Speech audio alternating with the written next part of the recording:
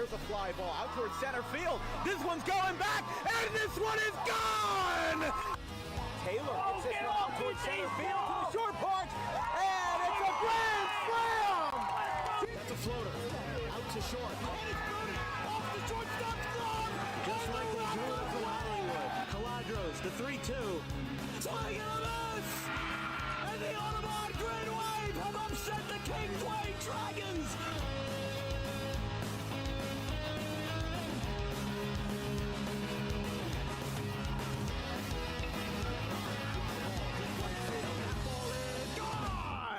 Grant Fournier, 2-run shot to right.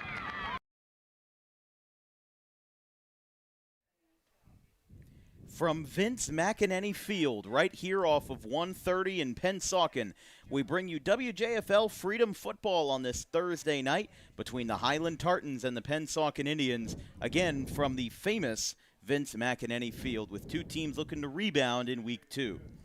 I'm Dan Wilkins, joined by Vincent Vogt on the call on this Thursday evening, and this was a game that we only picked up about 24 hours ago, but it's going to be worth it nonetheless. Pennsauken, we covered them last Thursday versus Washington Township, and they've had a roller coaster of a season so far, even only through 2 games. They won week 0, 34-0. They lost last week 41-0. So high school, the momentum didn't really carry over versus a top 10 team in the state like Washington Township, and now they look to rebound in their first home game of the year.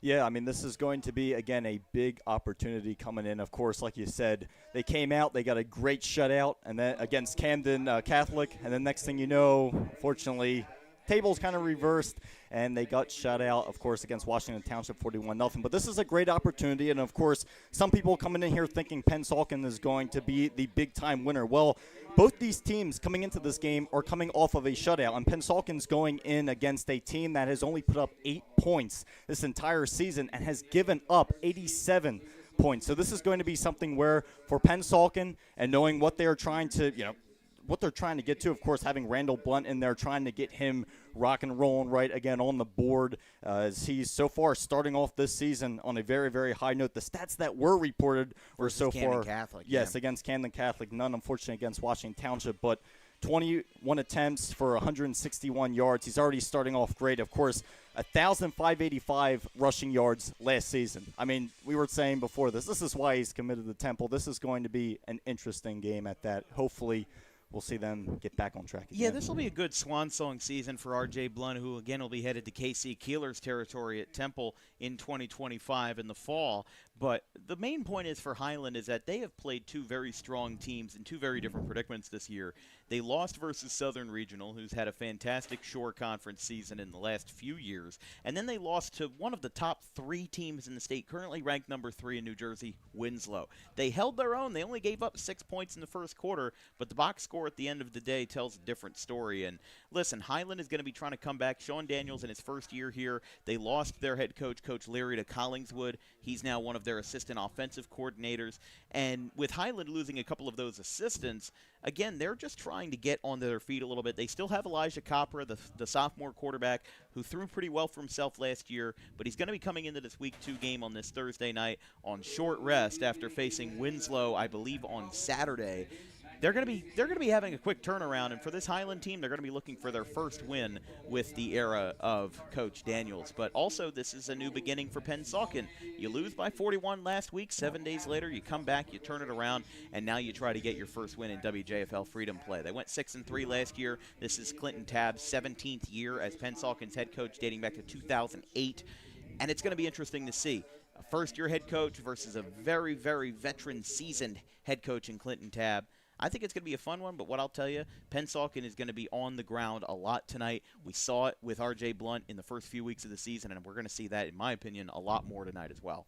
Yeah, it's all about momentum, and it's all about, of course, a Highland team trying to come in saying, you know what, we understand we haven't been all that great, but this is a great opportunity to try to get back on the board again. Like I was saying, Pensauken, yeah, they were also shut out, and this is something where as they come onto the field right now as we speak, this is going to be something where they're going to try to get their momentum back. Highland is trying to prove that, hey, We understand the whole entire situation. We understand what people think of us, but we're going to show that we are ready to fight. We're ready to go. Pennsauken, well, they want to try to get their momentum back. They want to get the run game going, like you just said.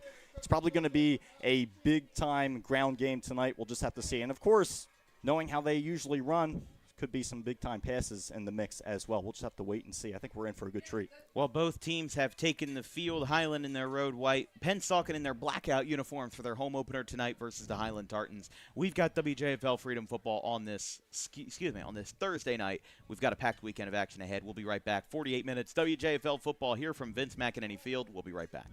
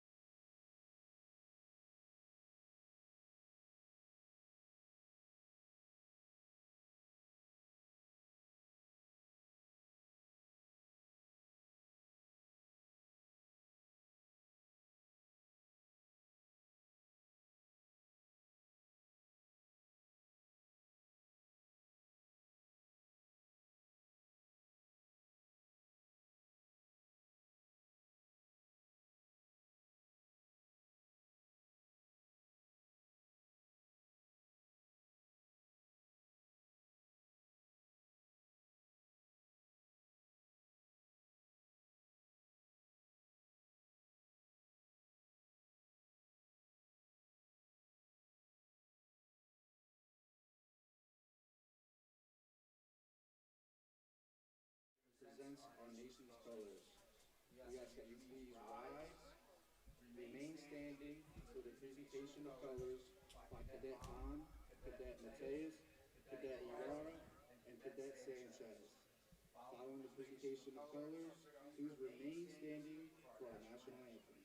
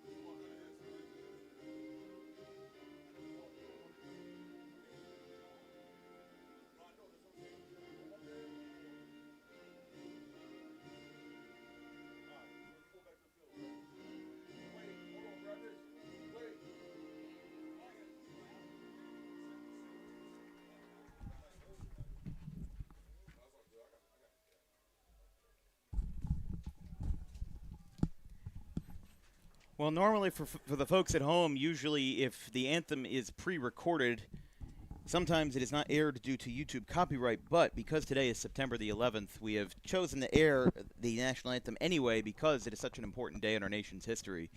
I've had several members of my family honored to be either military or police or first responders in the fire department, and it is an honor for those people in my family and across the generations to have served in those roles. And obviously, while they were not involved in any September 11th tragedies, it is very important that we never forget what happened on that faithful day 24 years ago that took the lives of nearly 3,000.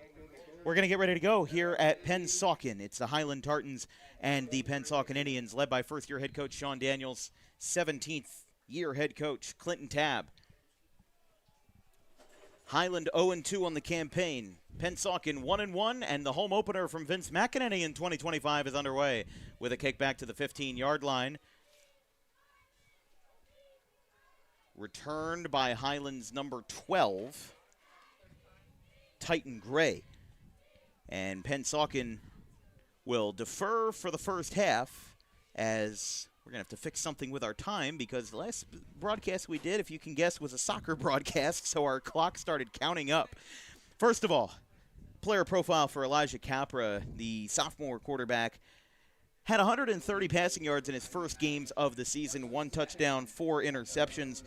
And his best game last year was a 174-yard performance versus Eastern. Again, Highland didn't have the best campaign last year, but after an 0-2 start, they're looking to get back on track. Again, they played a very tough schedule in 2025 so far, with a loss to Southern Regional to Battle of the Beach, and then a 46-0 loss to Winslow, the number 3 ranked team in the state, as we speak. As handoff, Gray got tripped up, it looked like that time, on the left side. I don't think they're going to get back to the line of scrimmage, so that will be 2nd and 11. While we do that, let's fix the time on the scoreboard. Like I said, the last soccer game we did was the last broadcast we did. So as soon as I saw the kickoff and I saw the time start to count upwards, I was like, I don't think that's right. It's okay. We can switch things up. Yeah, today, we right? can. We'll just add more time. I don't think the teams would mind. I don't think the teams would mind having infinite time in the first quarter.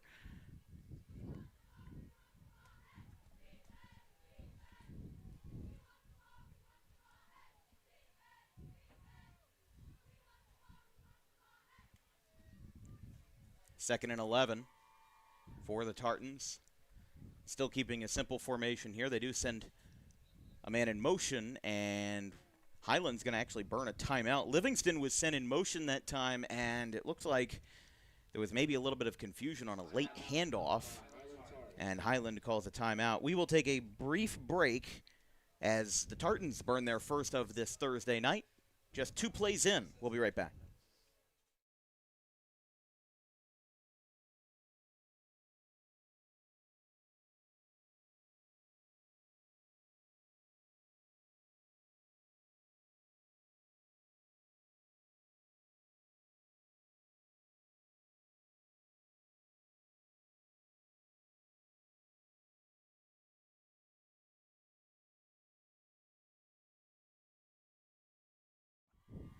Highland lining it back up. This is our 3rd time covering a game at Pennsauken High. We did 2 of them last year.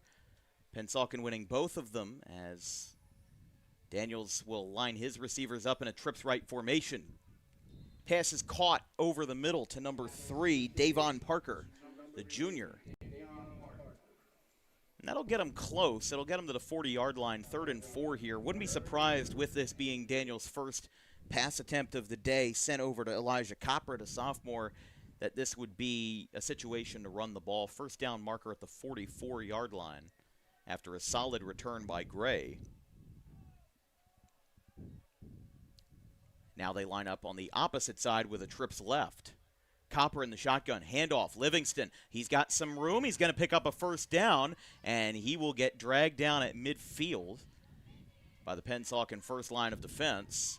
And we move the chains for a first down.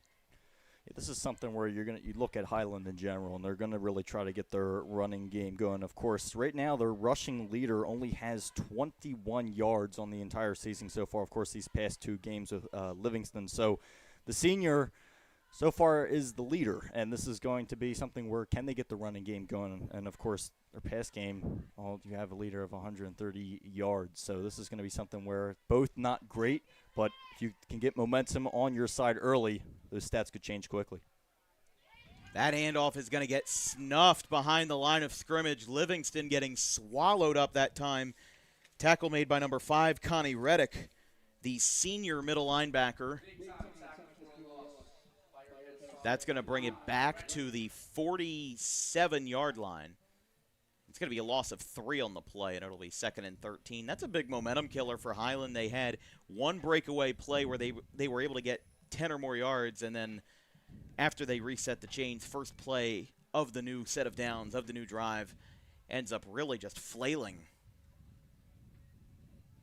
as they'll line it up from the 47-yard line. Still a familiar formation with trips right for Sean Daniels and Elijah Copra. One safety for Pennsauken as Copra throws over the middle. It's tipped up and incomplete. The intended receiver, first of all, that was almost picked off by Elias Pagan. The intended receiver was number 17, Sharon Hicks, the sophomore. I kind of like the concept of throwing there on 2nd and 13 instead of waiting for 3rd down to pass.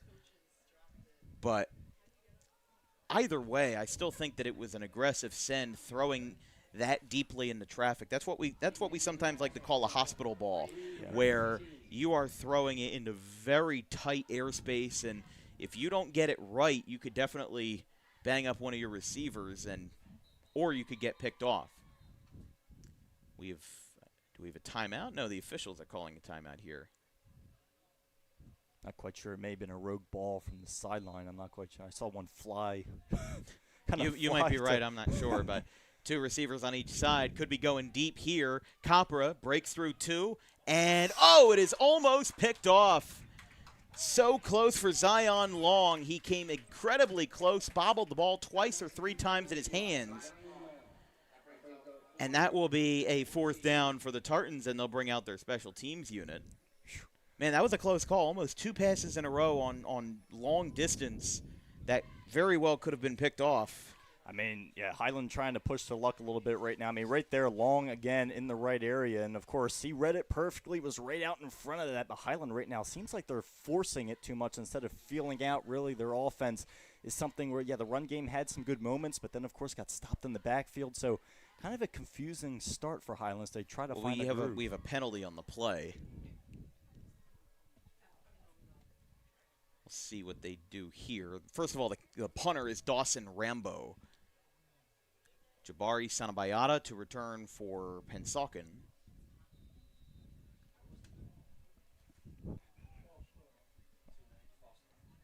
They called a false start on the Tartans. They're back to 4th and 18 from the 42.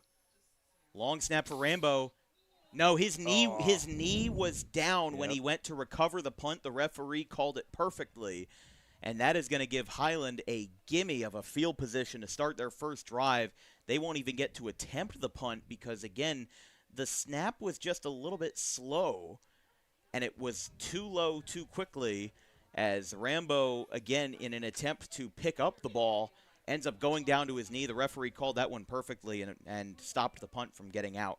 Let's take a look at the player profile for the man that we're going to talk about a lot today, R.J. Blunt. Usually when we talk about these guys, we talk about the starting quarterback. Now, Nazir Groen, still a notable figure, but if you look at R.J. Blunt's stats from last year, 1,585 rushing yards, 21 touchdowns, including 6 in a single game versus Eastern.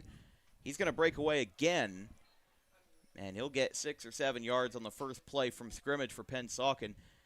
Again, the problem, the benefit of seeing this team in back-to-back weeks was that we saw how Washington Township's defense stopped R.J. Blunt. They zeroed in on him and almost blitzed every single play. They were expecting the run because they knew they were going to get the run.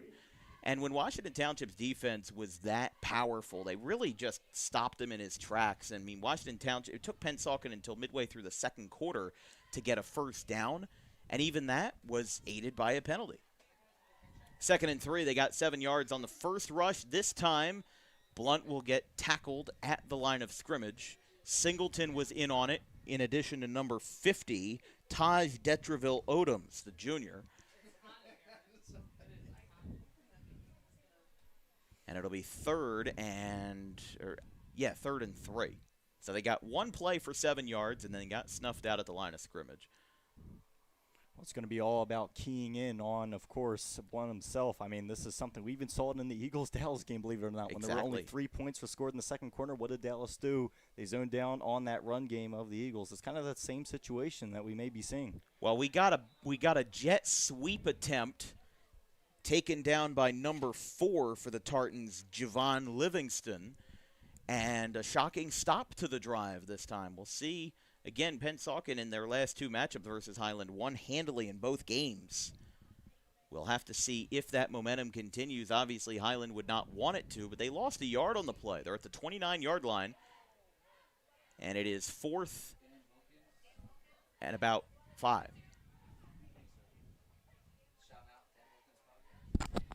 I'll give you a prompt to read over the air. I'll give you a prompt. 4th and 4. 24-yard line for Pennsauken. Negron drops back. This will be his first pass attempt of the evening. If he gets through the line of scrimmage, which he did, and I believe forward progress is enough for a first down, and they do say it was a first down Pennsauken.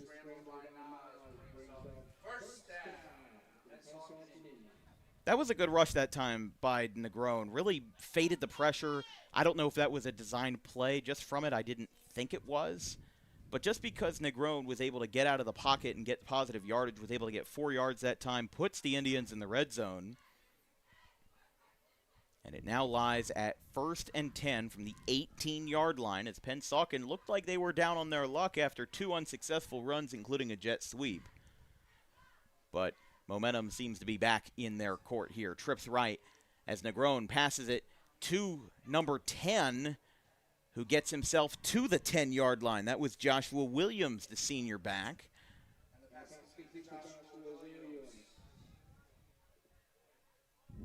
So Blunt not getting the carry in a couple of plays consecutively here. We thought maybe Pennsauken would put all of their weight on him, but in this first drive, they're really sharing the love. And one thing that I'll note, I say it like a broken record in every game that it happens, we've got a 7-minute drive. It's a time waster. The last time we were at Pennsauken, the game was scoreless until 2 minutes left in the third quarter versus Camden Eastside. And now it's 2nd and mid-range from the 12. This time, the rusher is R.J. Blunt, so he gets back in the action. And we'll see where they spot this one, but it might be inside the 10, depending on where they spot it. No, they're actually going to say he went backwards. Wow. Right around the 12, 13, 3rd and 5. Well, there you see it again. Highland just straight up clogging up the middle, bringing their linebackers up, and this is something that we've seen. I mean, the key in, you know what Pennsauken's going to come in here with, and you know exactly what they're going to try to run the most. Now, of course, we saw some, they'll change it up. You'll see some passes thrown or whatnot, but of course, they're going to key in on that run game, and so far the defense is exactly doing so. And it's all about clogging up the middle. It may take a little strange bit of a play to get that run game going, but we'll see what happens right here. 3rd and 5. Blunt handoff. He will power through, and he is going to get a first down, and they'll drop the sticks. He is 1 or 2 yards shy of the end zone as R.J. Blunt breaks through, and he's now looking a lot more similar to how he was earlier in the season, and, well, I'll tell you this, last season as well as a junior. We've now got 3:35 left in the first quarter. I mean, this drive. We haven't even gotten over the 50, I don't think, quite. No, for both sides. It's been heavy on one side of the field with Pennsauken's first drive of the night. Low snap. Negron takes it himself, but there is a flag. They are going to call a false start on Pennsauken, so that negates what would have been a 3-yard touchdown for Nazir Negron. And we'll line this one back up with 3:17 to play in the first. Yeah, that can be something that can be, let's just say, unfortunately, a little bit of a momentum killer now. Of course, knowing this run game and knowing what the playbook looks like for Pennsauken, who knows, there could be an explosive pass that comes out of it. This is all something where I still have that feeling in the back of my mind Pennsauken's going to do something just out of the ordinary to get into the end zone. It's not going to be a simple play. Almost never is. Handoff up the middle. Blunt breaks through a couple tackles. He gets back to where he started. No, he's still on his feet. Did he get into the end zone for a touchdown? Yes, he did. The whistles never blew. And R.J. Blunt defies everything we know for an 8-yard scramble. Pennsauken on the board first. As R.J. Blunt with career touchdown number 23 in a Pennsauken uniform. He transferred here from Collingswood 2 years ago, and there is a good chance his legacy will be cemented over the next 6 weeks with the Indians. Here's the extra point attempt. No good. Well short on the attempt. I believe that was Nathaniel Correa. The score is 6-0. We got through 2 drives in 9 minutes, as we'll have 2:48 to play in the first when we come back right after this.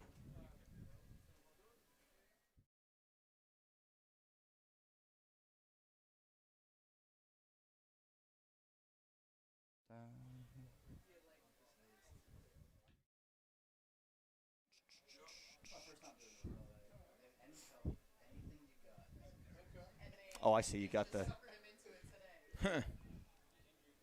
Did it not record it? It should have. Yeah, it should have. Replay buffer was on. Don't worry about it then. What the heck? Yeah, the replay buffer is on. That's why I'm confused. Don't worry about it then. Wasn't huge. What's going on?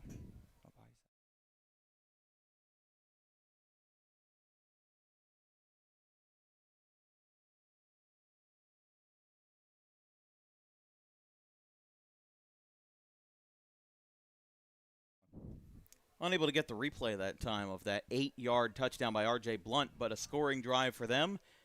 Lasts about 4 minutes. And Pennsauken labors their way into the end zone. They almost had one, but it was called back for a false start. And here comes the kick. After the extra point failed, the score is 6-0. It's returned to 10, 15-yard line-ish by Titan Gray. Uh-oh. Titan Gray gets through. We'll check the field for any flags. He is going, gone. One last attempt by Nate Correa, unsuccessful. No flags from what we can see, and Highland has tied the game on a 89-yard kick return by Titan Gray, number 12. Wow. That is something we haven't seen in a long time. I don't think the last time we might have seen it was Aiden Barbato a few years ago for Gateway. Kick return touchdown all the way to the house. And a 13-second scramble from the 10-yard line onward makes this game a 6-apiece score. I had every time I saw him break through, I mean, he kind of did a Cordarrelle Patterson where he put himself in the center of the field, and once he was gone, hugged to the sideline for the most efficient route. So we'll see who they bring out on the field personnel-wise. If they're in a huddle. I'm thinking this is going to be a 2-point play then. Yeah, I would have to imagine, and that's what they're going to do. Again, Highland did score 8 points in their 40-8 loss to open the season versus Southern Regional. We'll show the replay afterwards. A late addition on the right tackle. They're just going to try to shove it in. Oh, they handed it off to the lineman. Or I think so. I'm not sure. No, the ball's out.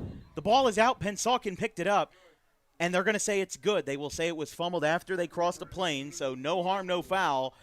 If anything, it's harm and foul for Pennsauken because they just gave up an unusual 2-point conversion, and a kickoff return touchdown brought this game from cheers for Pennsauken to silence, as a 91-yard kick return makes it 8-6. Let's take a look at the replay here presented by Harper Driving School. Just fantastic work here. Titan Gray, he was gone, broke through those first couple of tackles, and late effort by Nathaniel Correa. And as we said, we will now have 2.5 minutes left in the first with an 8-6 Highland lead.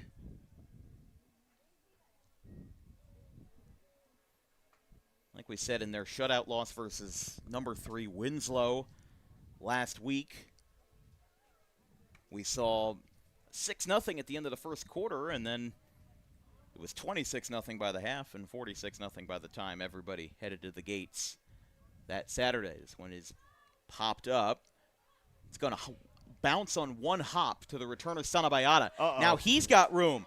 Will he be able to recreate this? The kicker is his last chance, and the ball pops out, and a late flag comes in. Props to that kicker. He just did a let's see what the call is here. We do have a penalty, but it came in as he was getting hit to the ground. That was the kicker, Dawson Rambo, blocking the back against Pennsauken. So we'll see. So Sanabayata got a good return that time as well. And that will send them either at midfield or just nearly behind it. Again, the ball got coughed up right around the 35. So assuming a 15-yard penalty, they're going to spot this. 10 yards, excuse me. I don't know where I got that from. At the 47. Well, high school rules are always, difficult to interpret, because what you watch on TV when you watch a college and NFL game is entirely different from how the rules are constructed in high school. And it's always difficult to get it right, even after 3 or 4 years of doing it. Here's the handoff to Blunt. Gets snuffed at the line of scrimmage. 2nd and 10. As you can see again, right, that Highland defensive line really putting all the force that they have on Blunt. Not really going to try to let him have a big game right here. Of course, this is still something where I believe, Pennsauken is going to have to go to the pass game. Highland's big target right now is to force Pennsauken to the pass game, which could do danger, but they know there's a good chance it will do not as much as the run game. At least that's what they are hoping. Yeah, you're probably expecting maybe 1, 2, if you're lucky, passes per set of downs. As Blunt, wow, that was a pitch back to him where he was 5 yards behind the line of scrimmage. Only got so far, though. They're back behind midfield at the 49. That's going to be a loss of 4 yards on the play, and it's going to be 3rd and 14. As Blunt, seemed like they had good intentions on that. I think they were banking on R.J. Blunt being really successful in getting that drive down and breaking through with his prowess, but unable to get that one going.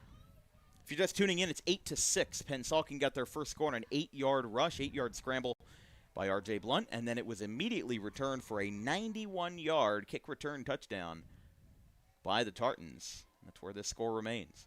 Negron drops back. He is also well behind the line of scrimmage. He will air this one out a long way, and it was incomplete. He was just too far to the side that time for the intended receiver, Correa. And it'll be 4th down and long here, and it looks like Pennsauken will send their special teams unit out. Now, in this situation, it's 4th and 14. You're at your 49-yard line. If anything, when you have your first punt attempt of the day and you've had somebody punt before you, you always want to look and see what the other team did and try to see if you can mimic that. As the left-footed punt is going to get waved off.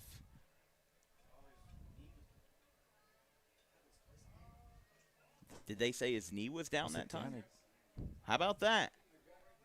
Everything's being reversed. That is the second time this game.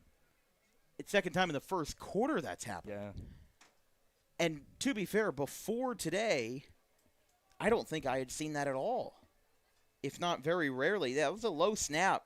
And, again, it's natural instinct. When you see a low snap like that and you go to pick it up, think about it as a baseball player. I'm a baseball guy, commentate maybe 90 baseball games a year. We talk about infielder form all the time. When you go to pick up a ball on the ground, put a knee down or, squat a little bit. In this case, that was just natural instinct. Went to get down to grab the ball just like you would for a fumble, and you don't even think about the fact that you need to keep your knees above the ground. Because your first point of priority is getting that ball in the air, punting it away. You're not really thinking about anything else in that situation. Not like a normal runner. Correa was the punter that time, but again, second time today, we've had 2 punt attempts, and neither of them have been successful because the knee was down. They got 1 yard on the rush by Livingston. Well, again, it's kind of that natural reaction. Your body kind of goes into defense mode of saying, all right, well, the snap not the greatest, so I gotta stop it. If it goes back any further, we're going to be in bigger issues. It's just your body kind of, again, goes into a defense system, and this is what we saw twice today. And, yes, it's only the first quarter. It's not the entire half, so we have a lot to go on. That's the end of the first quarter. Highland does not run another snap, and it is an unusual end to an unusual quarter. Highland 8, Pennsauken 6 after 1 here from Vince McEnany Field. We'll be back in just a moment.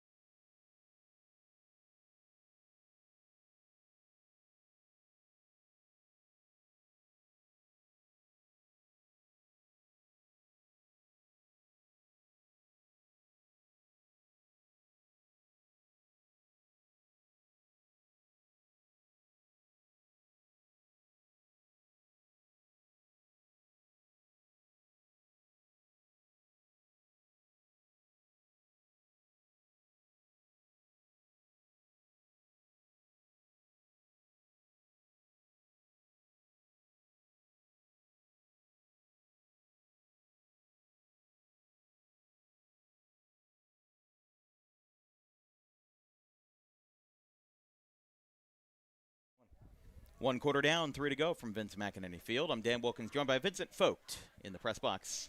In a tight press box here from Pennsauken High. Run to the left.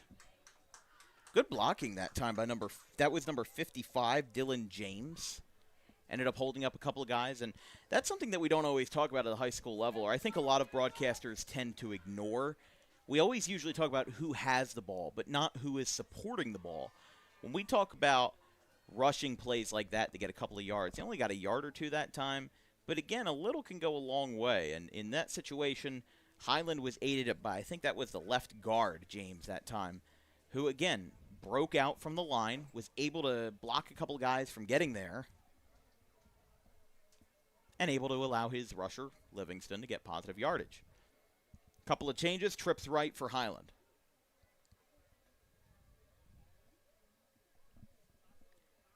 Capra drops back. Line collapses. He's well behind the line. He's going to throw it away. There was an intended receiver down there in Devon Parker, but that'll be 4th down and 8 for the Tartans here. Still in opposing territory, but the question will be whether or not they choose to punt. It looks like with Mason being on the field, they do. Excuse me, Dawson Rambo. I mean, heck, we got to give the defensive lines on both sides credit today. There's been a lot of backfield play. There's been a ton of it, and this has been, I mean, again, the pressure on both sides. I'm not going to, specify one specific team because this has been, I mean, the pressure has been crazy. And, of course, yes, Highland leads at 8-6, but that was probably one of the, least exciting first quarters at the beginning of it, and then, of course, Then it ramped up. So we'll see what happens. Dawson Rambo with a pop-up punt. It gets muffed, and I think he might have touched it. That one goes back to the 5-yard line. Sanabayata is going to be in trouble. He's back. He's in his own end zone. He's got to get out of the end zone. We've got a flag. He gets clotheslined, stays on his feet, and gets out of bounds at around the 15-yard line. There's dirty laundry everywhere on the field with those flags. We'll have to see what the white cap has to say about it.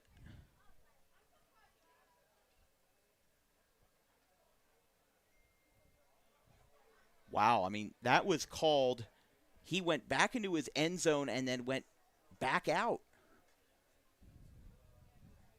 Quite unusual, if you ask me. Let's see here. Blindside block by Pennsauken.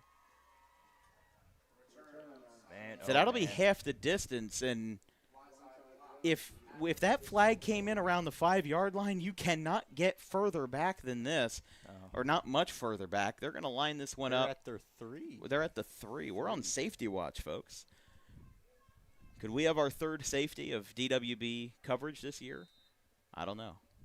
You know I'm a sucker for a good safety. Here we go. Blunt's going to get out of it this time. Not out of the woods yet, though. They get about 4 yards. They're at the 6-yard line. Well, think about it. We saw Barnegat and Manchester Township. Manchester Township scored a safety, and the final score was 20-2.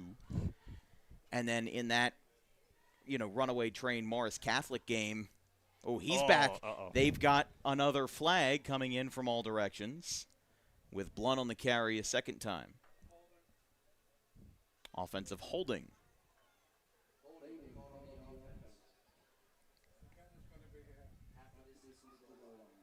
So half the distance to the goal line. Pennsauken Okay, so they're declining it. They're choosing instead of half the distance, they're going to give up the down. Okay. I think that's a good call by Highland there. I think that is a situation where, let's be real, the difference between the 4-yard line and the 8-yard line isn't going to be that much in this situation. You're still holding them to 3rd and 6, and now we've got movement and more penalties. Going to call a false start here. So now it doesn't matter that they declined the penalty because they're going to get knocked back 5 anyway.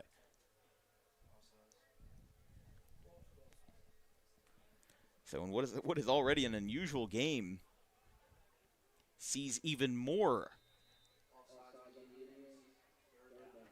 interestingness from it, if we'll say so. Back to 3rd and 9. Handoff. Blunt. They're not going to get anywhere this time. And, well, this sets up an interesting situation because we've had 2 punt attempts, and none of them have even gotten off the ground because the punter's knee was down. In this situation, the punter, which is the quarterback, Nazir Negron, he's in his own end zone. I mean, you kind of have to be, but they're going to run a tight punt here. This time it's good. It'll be returned by Parker. And it was a fair catch at the 43. Smart move there with all the absurdity we've seen on the punts today. Even considering Highland's points have come off of special teams. As Highland will start their drive, again, in good territory. This broadcast is brought to you by Rowan College of South Jersey at Gloucester County, the premier community college of the Northeast. Visit rcroadrunners.com to be a prospective athlete of the Roadrunners, and visit rcsj.edu to become a student at Rowan College. The next fall section starts on October the 6th. This broadcast is also brought to you by Gray Fox Sports. Enhance your sports photography and make your next event one to remember by booking Gray Fox.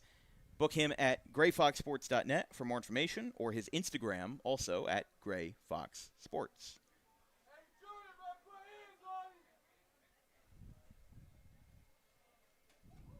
First and 10, high snap for Capra. Handoff will get them about half the distance to the first, across the 40 at the 39. A lot of stagnant drives in this first half, and honestly, it's a little bit of a sigh of relief because, I'll tell you, week 1 was full of blowouts for us. I mean, Thursday night we saw Pennsauken lose 41-0 to Washington Township. Friday we saw Barnegat beat Manchester Township 20-2. And then Saturday was Morris Catholic beating the doors off of Gloucester Catholic 49-0. I'm almost refreshed to see a close game. Even if it's not a high-scoring game, it's a close game. Still anybody's to win here in the second quarter midway through. They'll barrel through for about, again, another yard or two. The schedule for the rest of this weekend will be down at the famous Lou D'Angelo Stadium, right off of Exit 2 in Salem County for a matchup in Group 1 football between the Overbrook Rams and the Pennsville Eagles. 7 o'clock kickoff. And then Saturday, for the first time, I'm going to be doing a high school football game at my alma mater, Audubon High School, at Bendorf Narducci Memorial Field. It's the Bordentown Scotties in the Audubon Green Wave, 11 a.m. kickoff. Gavin Van Rel and I believe David Cohen will be on the call for that one. We've got movement on pretty much every part of the defensive line, and that will be enough for a Highland first down. That's always the biggest gut punch as a defense. It's one thing to jump offside, but it's another thing when multiple players jump at the same time, and it's another thing when you're close enough to a first to where on 3rd and short, you now give the game away and give Highland another set of downs, especially in good field position. They're going to line this one up at the 31. Yeah, I mean, you said it. This is a big opportunity. Highland, of course, they had Pennsauken backed up to their own end zone. Now they look to take it to them again, running it up the gut. I mean, this is definitely going to be something where we'll see, can they keep the pressure on, especially as Pennsauken has kind of been shooting themselves in the foot recently. That one is stopped behind the line of scrimmage for a loss of 1.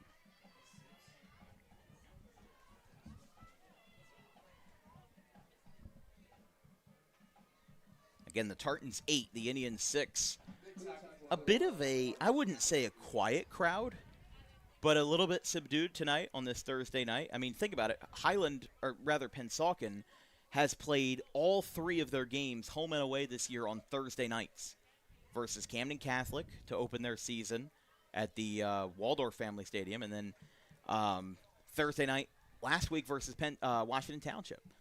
So 3 straight weeks with Thursday night footballs. Oh, how about that? That was almost caught. It tipped out of the hands of Javon Livingston, almost landed in the hands of Devon Parker. Couldn't tell by the jersey. I couldn't tell if that was Devon Parker or Michael McDonald. I'm sorry, Michael McConnell. I said it again, Vint. Well, we'll get that. I mean, we have a whole nother half after this. Exactly. So we have time. But that play right there, if that was a completion, that would have capitalized on the already crazy night that we have seen so far. Of course, I mean, we already got an interesting score, 8-6. We saw 2 punts so far on both sides, of course, caught with their knee down. It gets stranger and stranger and stranger. Right now, Highland is keying off on probably one of the best running games in the area. It's just this whole game, this whole setup, the whole first quarter, it's just been an absolute crazy showing. I don't know what to expect for the rest of the second quarter. Ongoing, of course, into the second half. I mean, what we don't know, but what we do know is that a timeout was called by Pennsauken. We will stay on the air. Again, don't forget Overbrook, Pennsville on Friday, Bordentown, Audubon on Saturday. I'm Dan Wilkins, joined by Vincent Vogt in the booth tonight. We'll have another triple header next week. We'll have Thursday, September the 18th. It is ACIT in their second year as a program versus Triton. It was an interesting game that ended 14-7. ACIT, it was their second program win in team history. And then on Friday, September 19th, it's going to be a very fun matchup. Delsey at Kingsway. And then we start off our first of 4 games with Woodbury on Saturday the 20th versus state champion Glassboro. Up the middle for Capra. He pump-faked the pass, and that was all he needed to give the defense enough space to back away. And Capra, on 3rd and 12, is going to break through for a first down and in the red zone. Unless they say unless they should say it was short.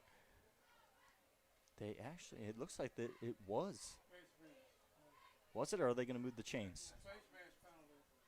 A face mask penalty. Okay, I did not see that flag come in. I apologize. Sometimes it's hard to tell on the field, especially with the glare that we have in the press box. It can be a little bit difficult, but we make the best of what we have. So that will give Highland even better position here, as they are now 1st and 10 from the 13-ish. 7 minutes to play in the second quarter. Copper handoff. Oh. More flags come in. The runner breaks through. Oh, man, that was a big collision in the end zone with George Livingston, but we will see where these penalties lie. Offensive hold, so that will knock them back significantly.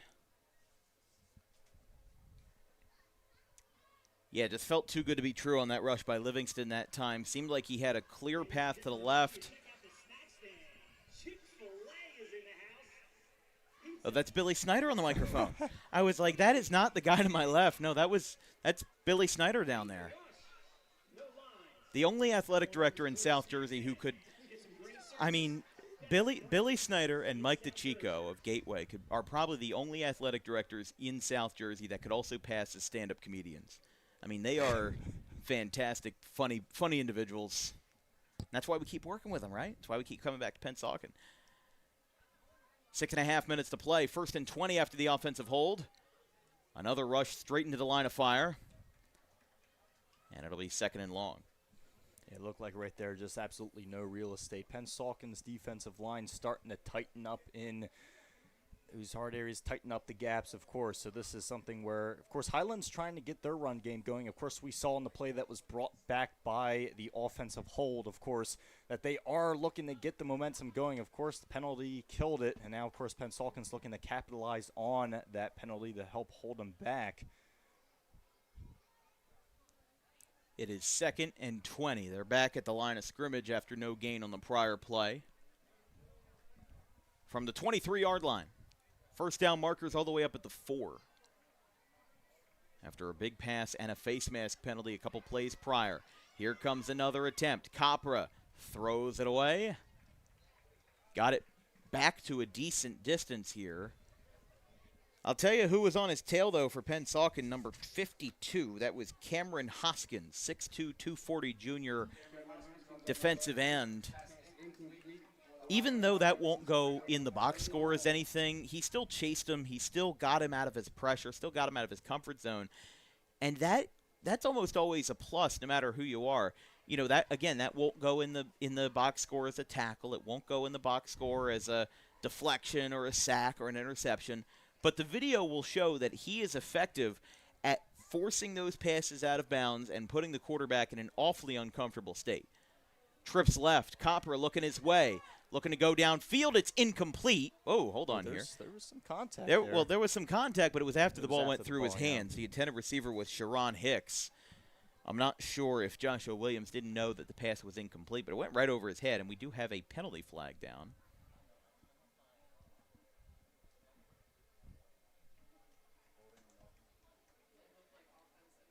Offensive holding, it looks like.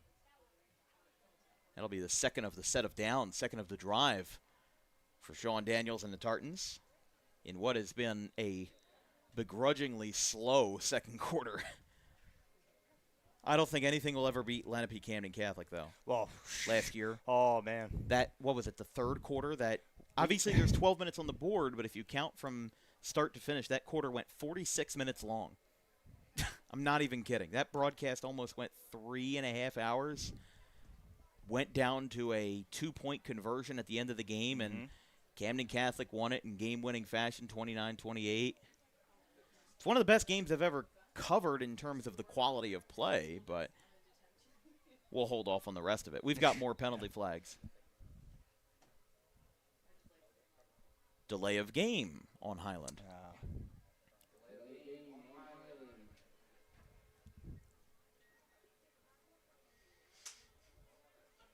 So as we still haven't played on the other side of the 50-yard, well, barely. I mean, barely, there was some a couple of plays, but that's about it. I would say probably 90% to 10% is what it's been looking like on which side of the field we have played on this whole entire first half. But again, another momentum killer. Pennsauken had momentum. They lost it. Now it seems like it's switched again. Highlands had it. Now they're trying to regain it. Tough position right here.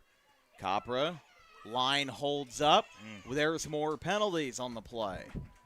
That's 3 or 4 in a row now.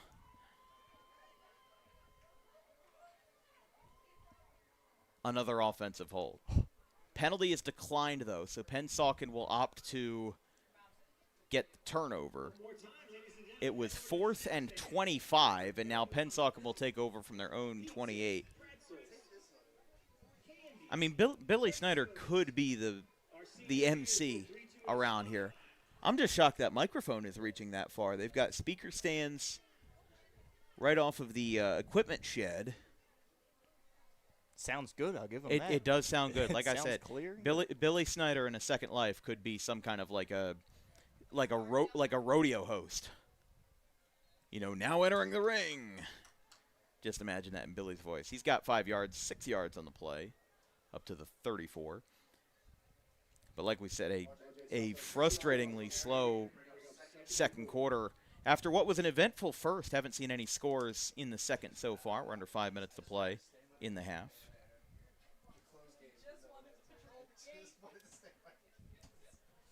Second and 4 from the 35. Pass to the flat.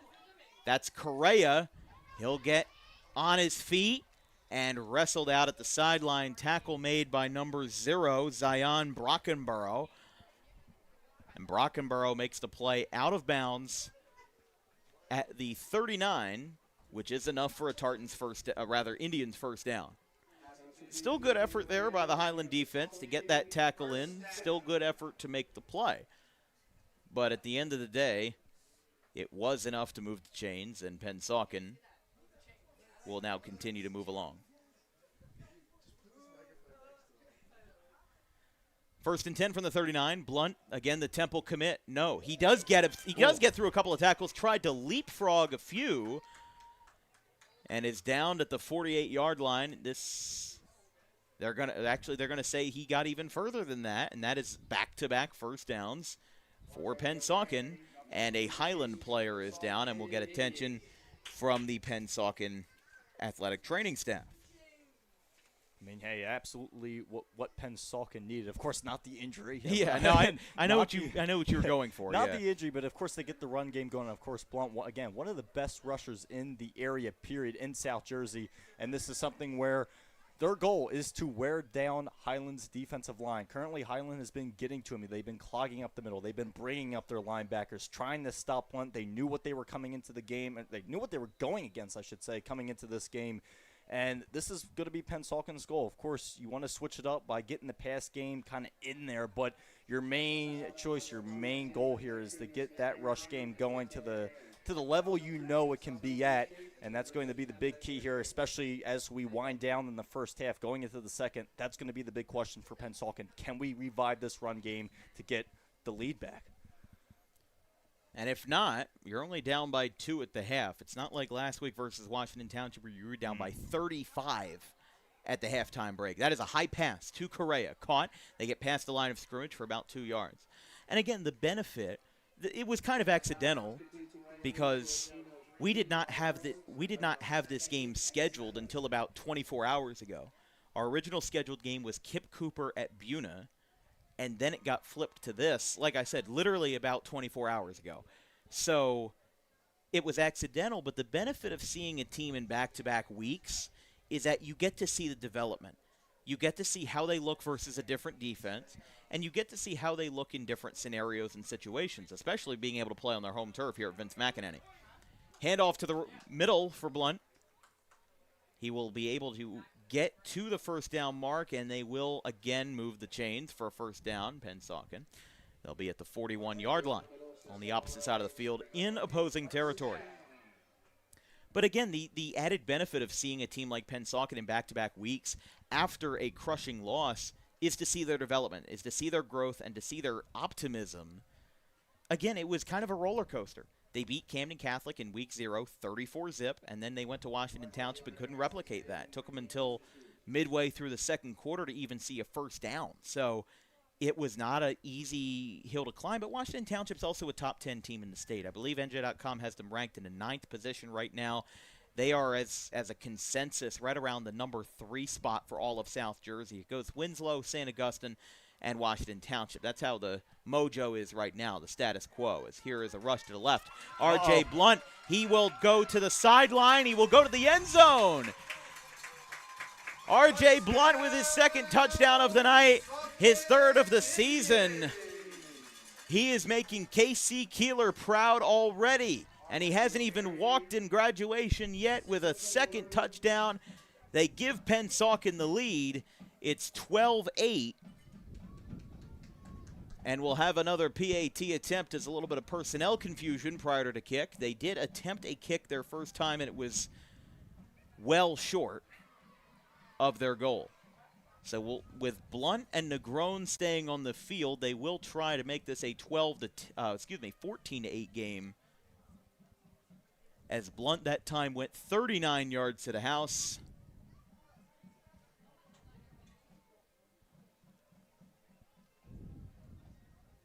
And again, it's finally a breath of fresh air to see close football again. It feels way too long since we've had that, but I digress. Pennsauken calls a timeout. It is their second of the evening. It's 12-8. We'll take a quick break here at Vince McEnany Field. 2 minutes and 6 seconds to play in the first half.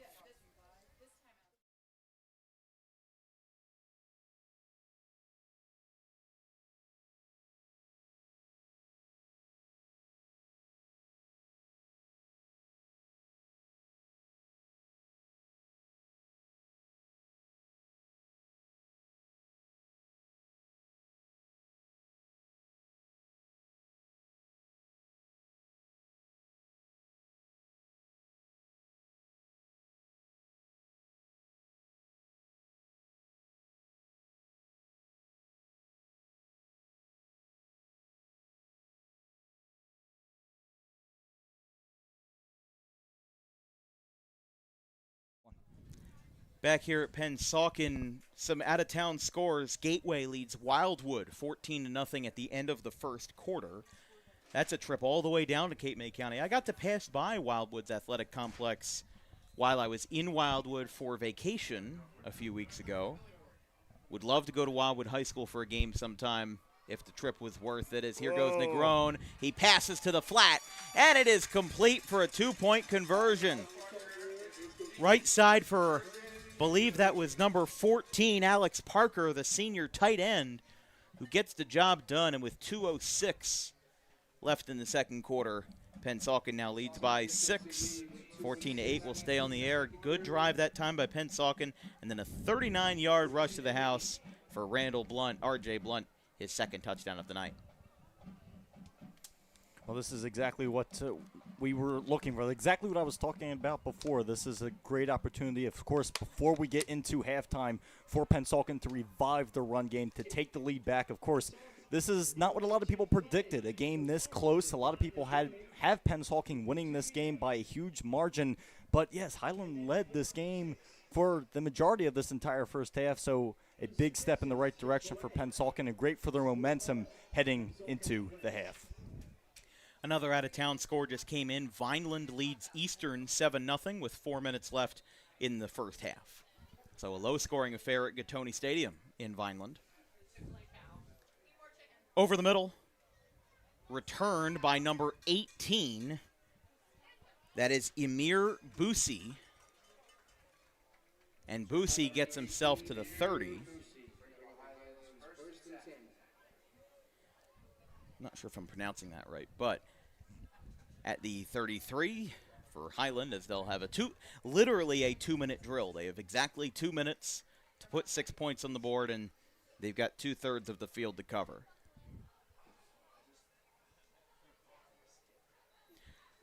At the halftime break, stay tuned for the DWB Archives program. Over the halftime break, we will show you archives, old clips from DWB broadcasts, including walk-off home runs, game-winning touchdowns, and game-winning three-point shots, showing the best and the brightest of Dan Wilkins Broadcasting's near 4-year history. We'll show you all different kinds of sports and different ways that games have come down to the wire in our, again, 4-year history. Quick snap, no huddle. Double pump fake by Capra. He is hit hard as he throws, and it is incomplete on 2nd and 2 from the 41. And with the incompletion, the silver lining is the clock will stop, and you've got 92 seconds to figure things out. Yeah, Capra back there all night. He's been doing his darnest to try to escape in general situations. We've seen him step up and make a couple of good plays tonight, but in that situation, yeah, he had nowhere to go. At that point, it was kind of run for your life and try to get the ball out of your hands before you lose any more yardage. So type of a scramble situation there, but we'll see what they can do. Have a good amount of time, 1:33 on the clock. That is definitely enough time. Just got to be chill. You got to maneuver the ball down the field. Try not to lose any yards here. Try not to back up your momentum. It's the best way to put it. 3rd and 2. Capra looks downfield, and he puts too much mustard on that ball. George Livingston, the intended receiver, and it'll be 4th down and short. If you're Highland, 6-point game. You were in the lead for most of it from the first quarter onward. I think it's feasible to get 2 yards, but do you think it's worth the risk? Go for it.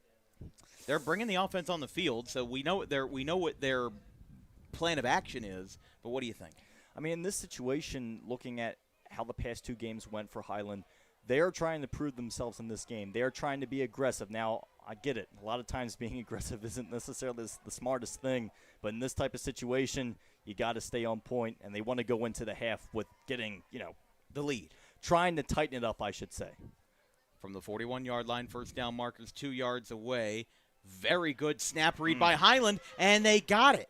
But there is a late flag coming in, or I should say as the play was winding down, Greg Wright on the carry.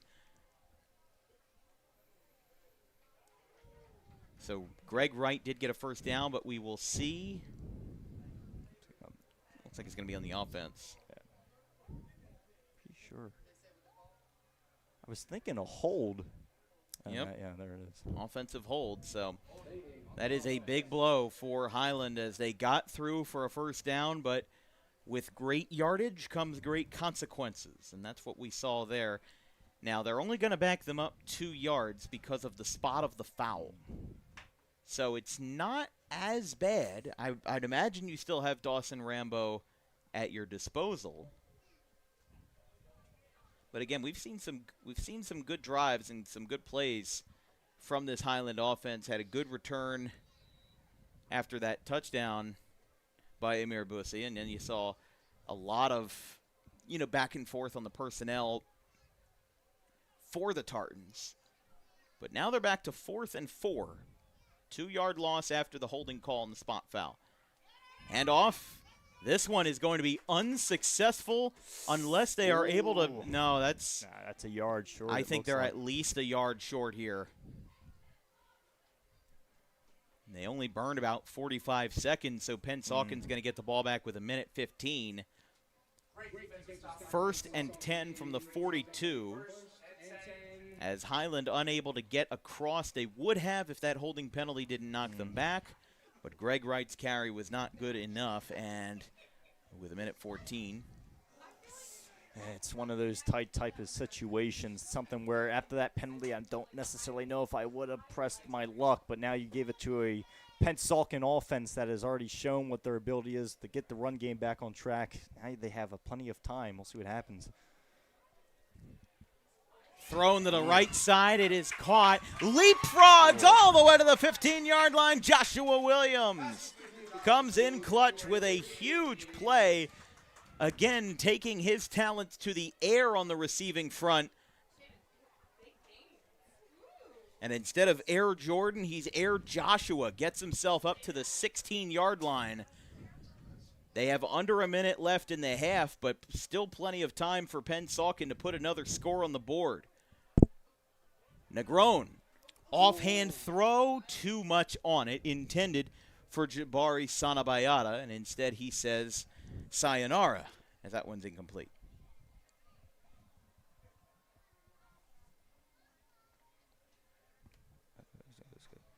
.43 seconds on the clock. Having an issue with our camera, we apologize. We'll try to diagnose that at the half. It's just blocking out on us briefly.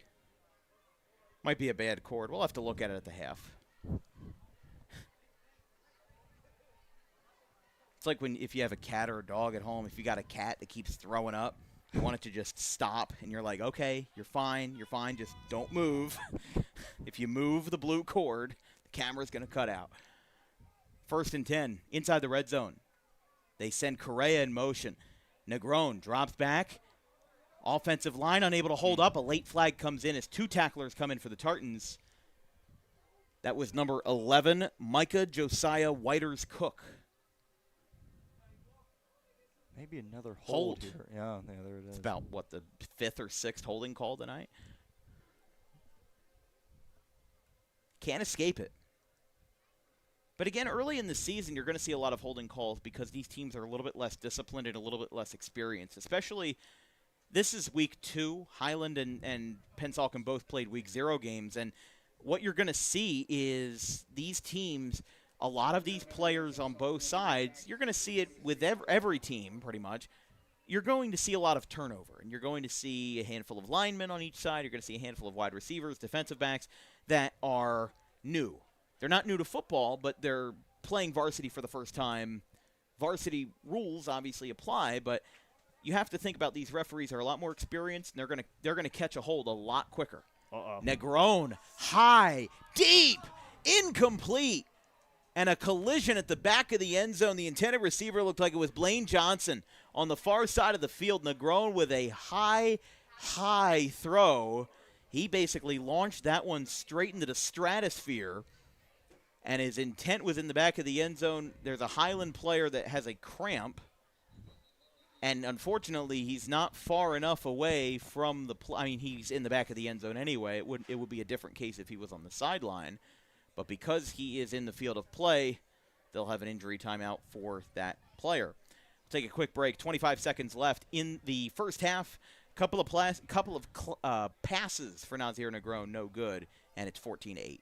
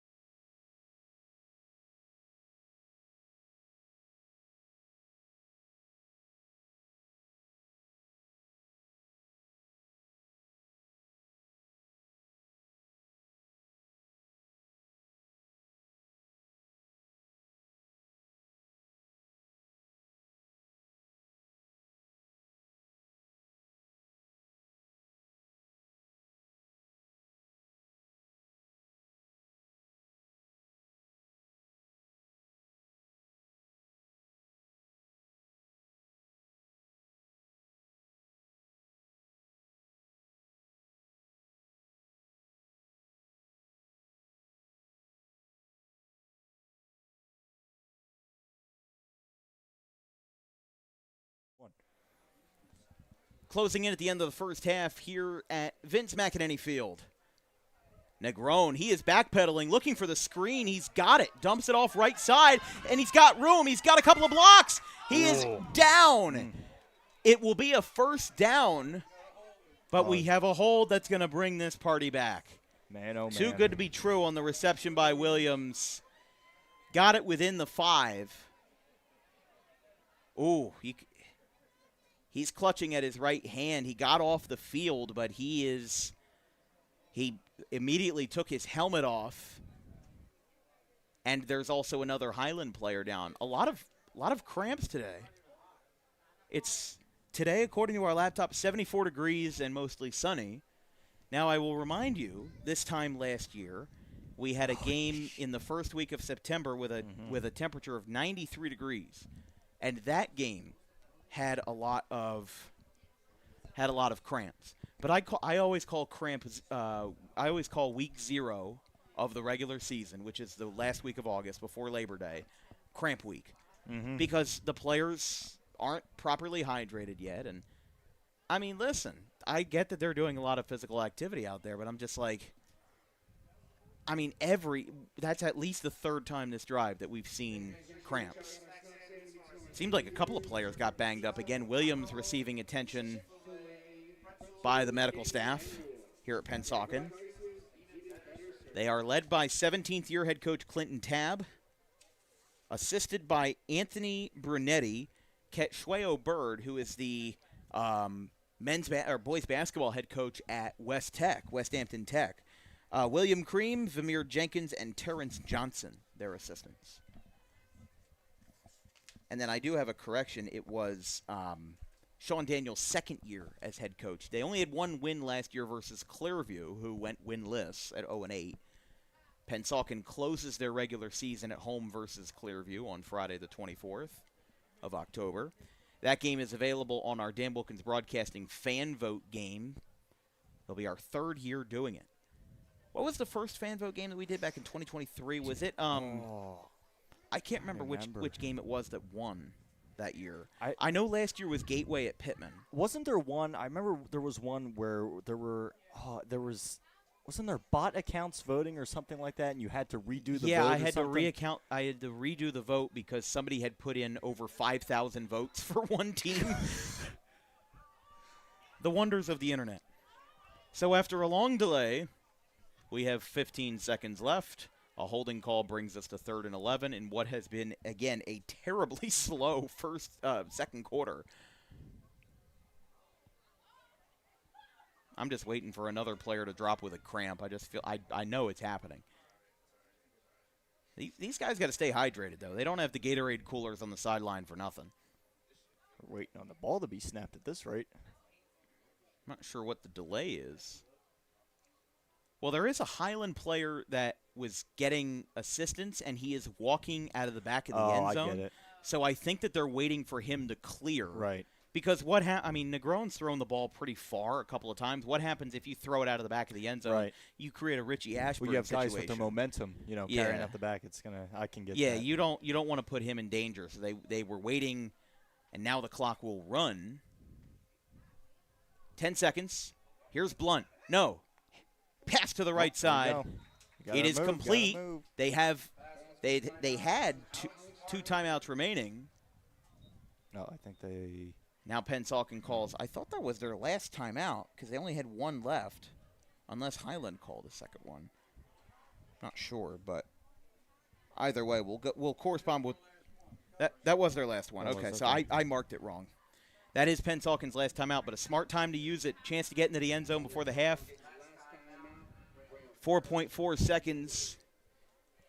Some folks are already getting a head start during the timeout to get into the concession lines. Yeah, this is going to be something. It's going to be interesting to see what Pennsauken does if they go with the pass game. Of course, they've been doing a lot of passing. Of course, a lot of it's been brought back by what? What have we seen a lot of so far? Holding calls. Holding. So we've been seeing Pennsauken use the pass game. We've seen a great screen. What happened with that? Well, that was also brought back by, yes, you guessed it, a holding call. So will they go pass? Will they go with the run? It's all about the movement that you have, and especially when starting a play. And this is going to be quite interesting to see how they can get to this Highland defense again. Pass or run, you're only going to have time for one. It's 4.4 seconds left. Ball spotted at the 5. Here we go. It's now or never. Highland will get the ball to start the second half as Blunt. Oh, that's going to be short by 2 yards and short of timeouts and short of time. Pennsauken will go to the lead, or go to the halftime with the lead. It's 14-8 at half. Honestly, interesting. Both teams have to go through the same tunnel to get to the halftime break, and now Pennsauken just got the stop sign. They're saying, hey, let Highland pass first. Because an eventful end to the second half and a very slow second quarter.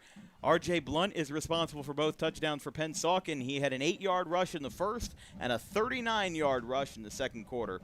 We've got about a 15-minute break. Again, stay tuned. Stay with us for the DWB Archives program. And then with a couple minutes left, we will bring you the halftime show presented by Gray Fox Sports. We'll be back in a few. 2 minutes remaining. 4 fouls on St. Joe's. One more and it's a bonus, which would greatly help Gloucester Catholic. The moving great guard! It's a one-point game just like that! This place is going nuts!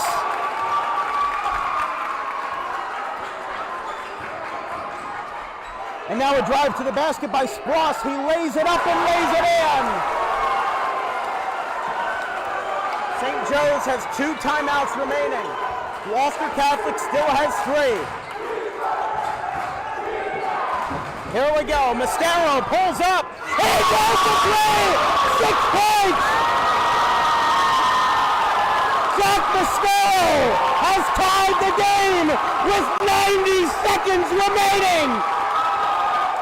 How will the Wildcats respond with a minute?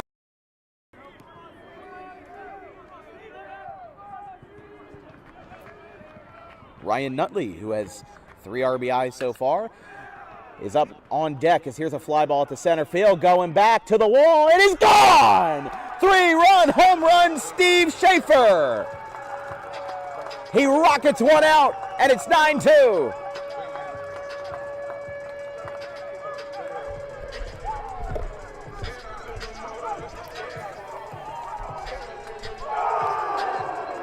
First home run for Schaefer this year, the second hit at home by a Scarlet Raptor.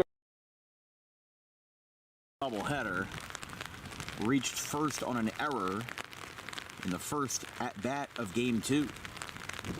This one's lined into center field. Slider going over. He dives. Did he make the catch? Yes, he did. Ryan Slider makes the catch. Not on a slide, but instead on a dive. 2 away.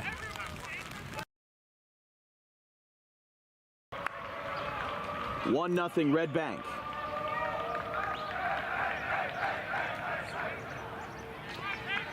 Now here is Al D'Elia. The man they used to call Big Al has now slimmed down, and he still hits dingers.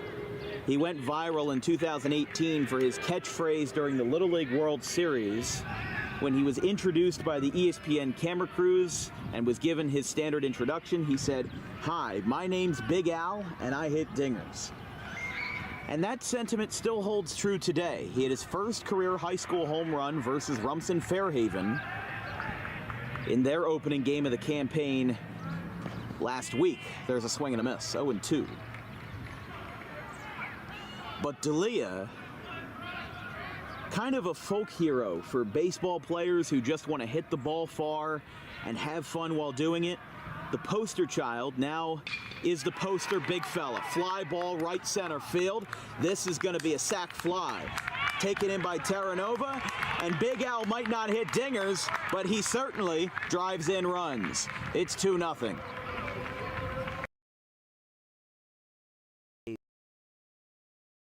He's donning the number 34 and the shortstop for this one. First pitch. There's a line drive into center field. That one is going to drop it. It's going to go to the outfield wall. 1 run will score. Spence is going to make a huge arc around third. She will score to make it 3-0. And here comes the runner to score. It's an inside the park home run for Ella Hayes. to make it a 4-0 game, a 3-run inside the Parker to the 2. It will be inbounded by Pat Monahan. Oh, the ball gets away. Who's going to have it? GCIT will hang on to the possession. It goes to Stanwood. Stanwood inside. They'll get the shot off. It's good! Unbelievable! Boston calls the timeout, but will they get it? Unbelievable! Unbelievable! A double contest shot from Hellman! Wow. Ryan James wanted the timeout, but did they get it in time?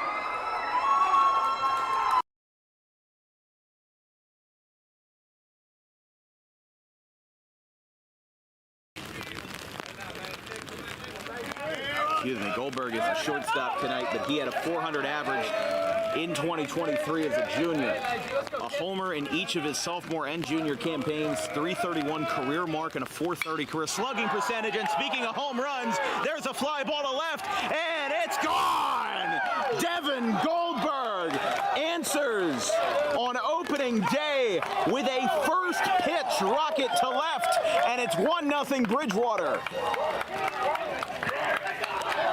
We were just talking about the long ball, and he stomps on the plate, mobbed at home, and Goldberg, the leadoff man, with a swing of gold. It's 1-0.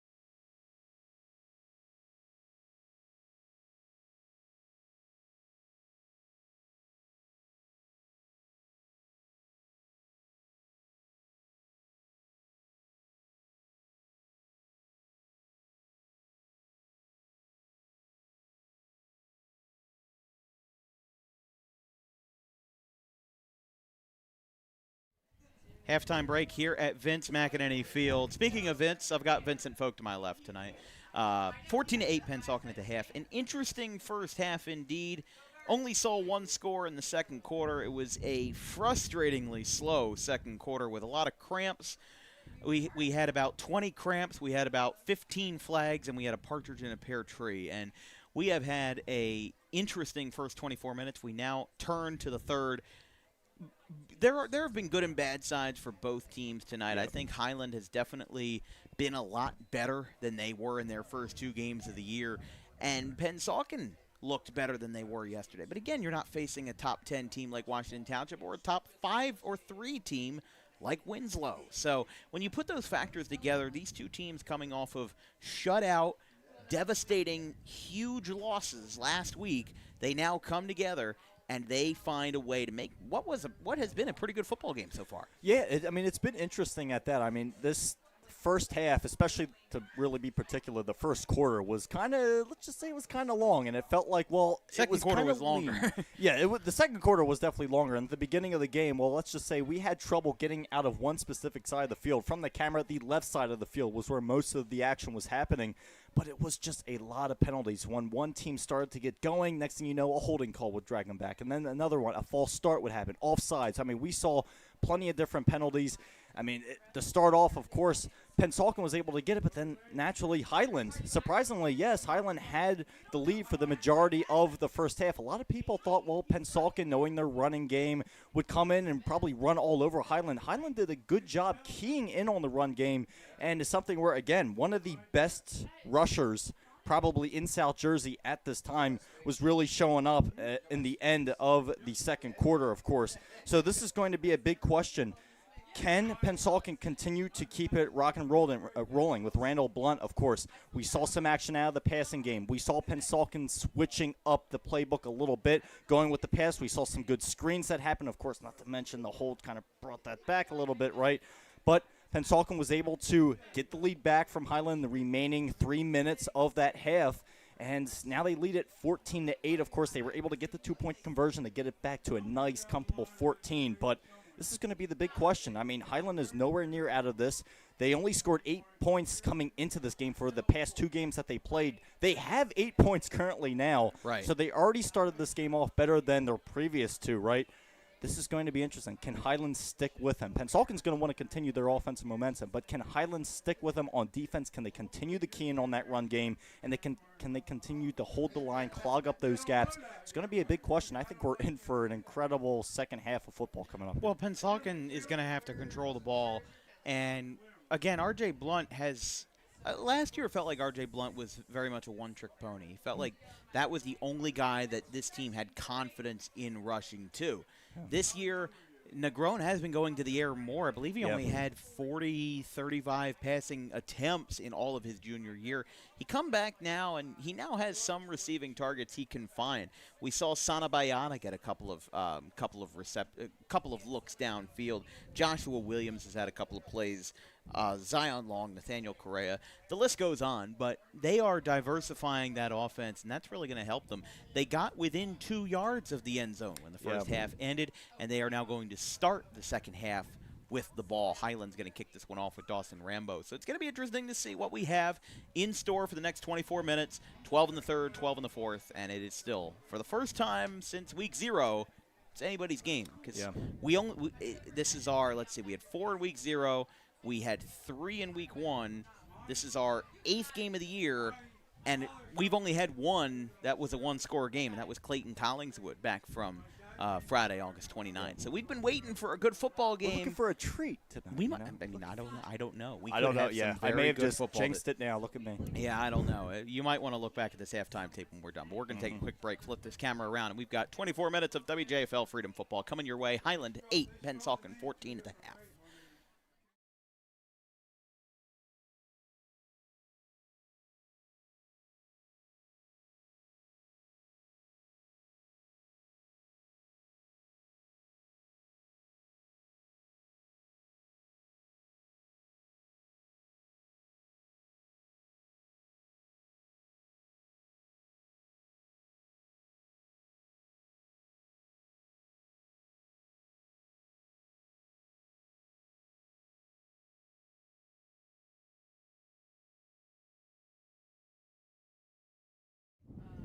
This is not an advertisement. There's the billboards over at Pennsauken High School. Just beyond that brick wall is Route 130, which if you take that a little bit further and miss this game, you'll be at I believe, the Tacony-Palmyra Bridge. One of my least favorite bridges in South Jersey.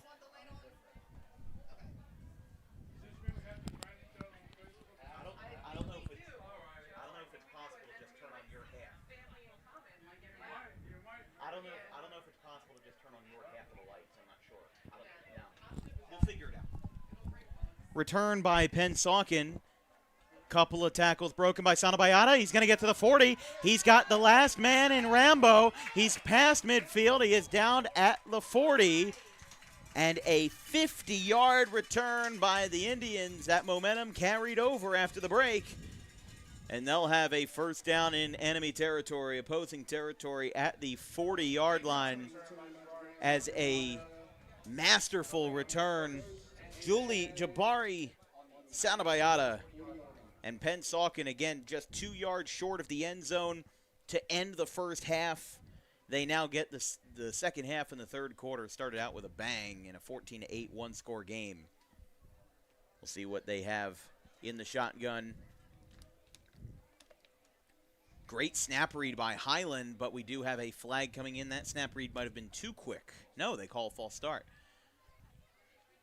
Well, those linebackers have been reading the offensive line like a book in this last couple of plays, last couple of possessions for the Tartans, and I think that's what helped stop the Indians from getting into the end zone at the bookend of the half, was that those linebackers were really getting close to that line of scrimmage and were, again, reading the snaps very well, which is something that you could really use there. That's that middle linebacker, number 4, Javon Livingston. And after the 5-yard penalty, they will get maybe a yard or two.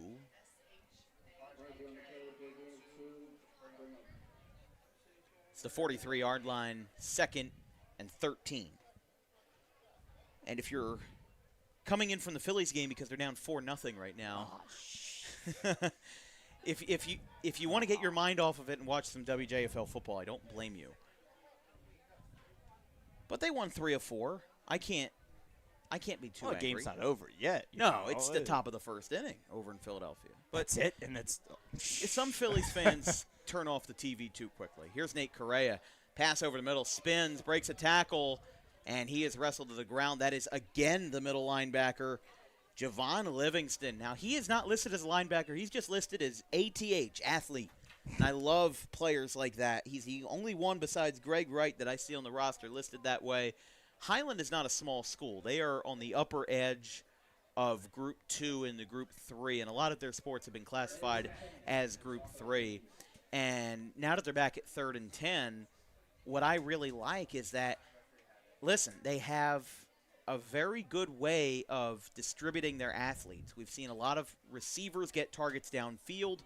We've seen the same for Pennsauken, but Highland has been doing it a little bit more tonight. And even though R.J. Blunt is no longer a one-trick pony for Clinton Tabb and Pennsauken, they're still relying on him for most of the ground game. Correa will get swallowed up at the line of scrimmage at the 40. And that false start penalty turned out to be a pretty big deal. And Correa is down, and they will ask the clock to be stopped to attend to him.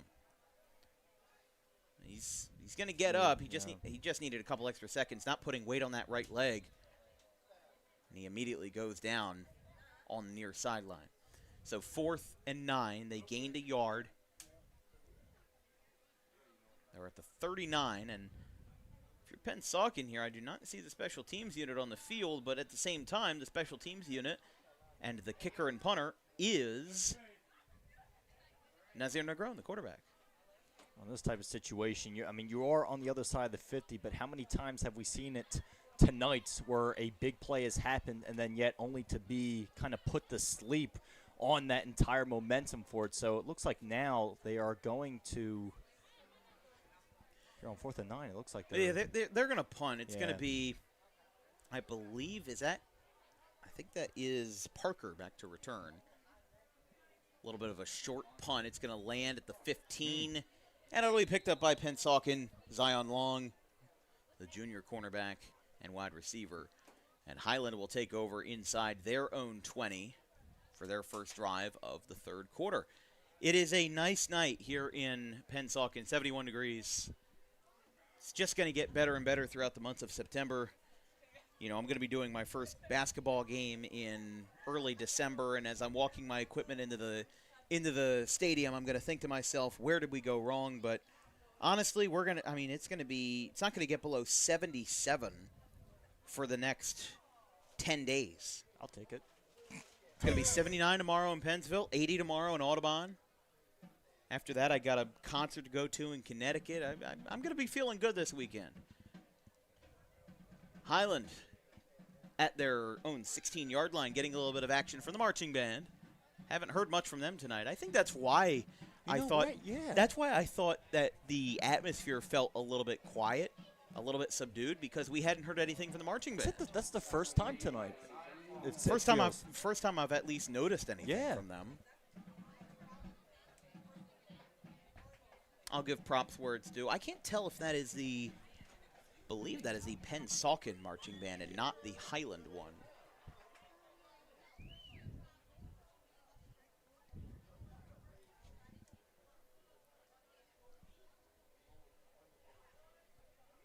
Second and 5 from the 21.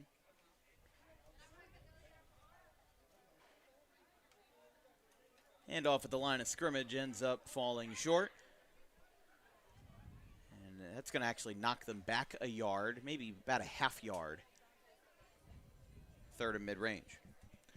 Yeah, it looks like we've entered another one of those situations in this game where both sides' momentum kind of died down. Of course, Pennsauken coming into the halftime break, of course, feeling good about themselves. They got the lead back. They were able to get to a comfortable 14 with that two-point conversion. Now things have kind of died down again. They had a great opportunity, a great return to get on the other side of the 50.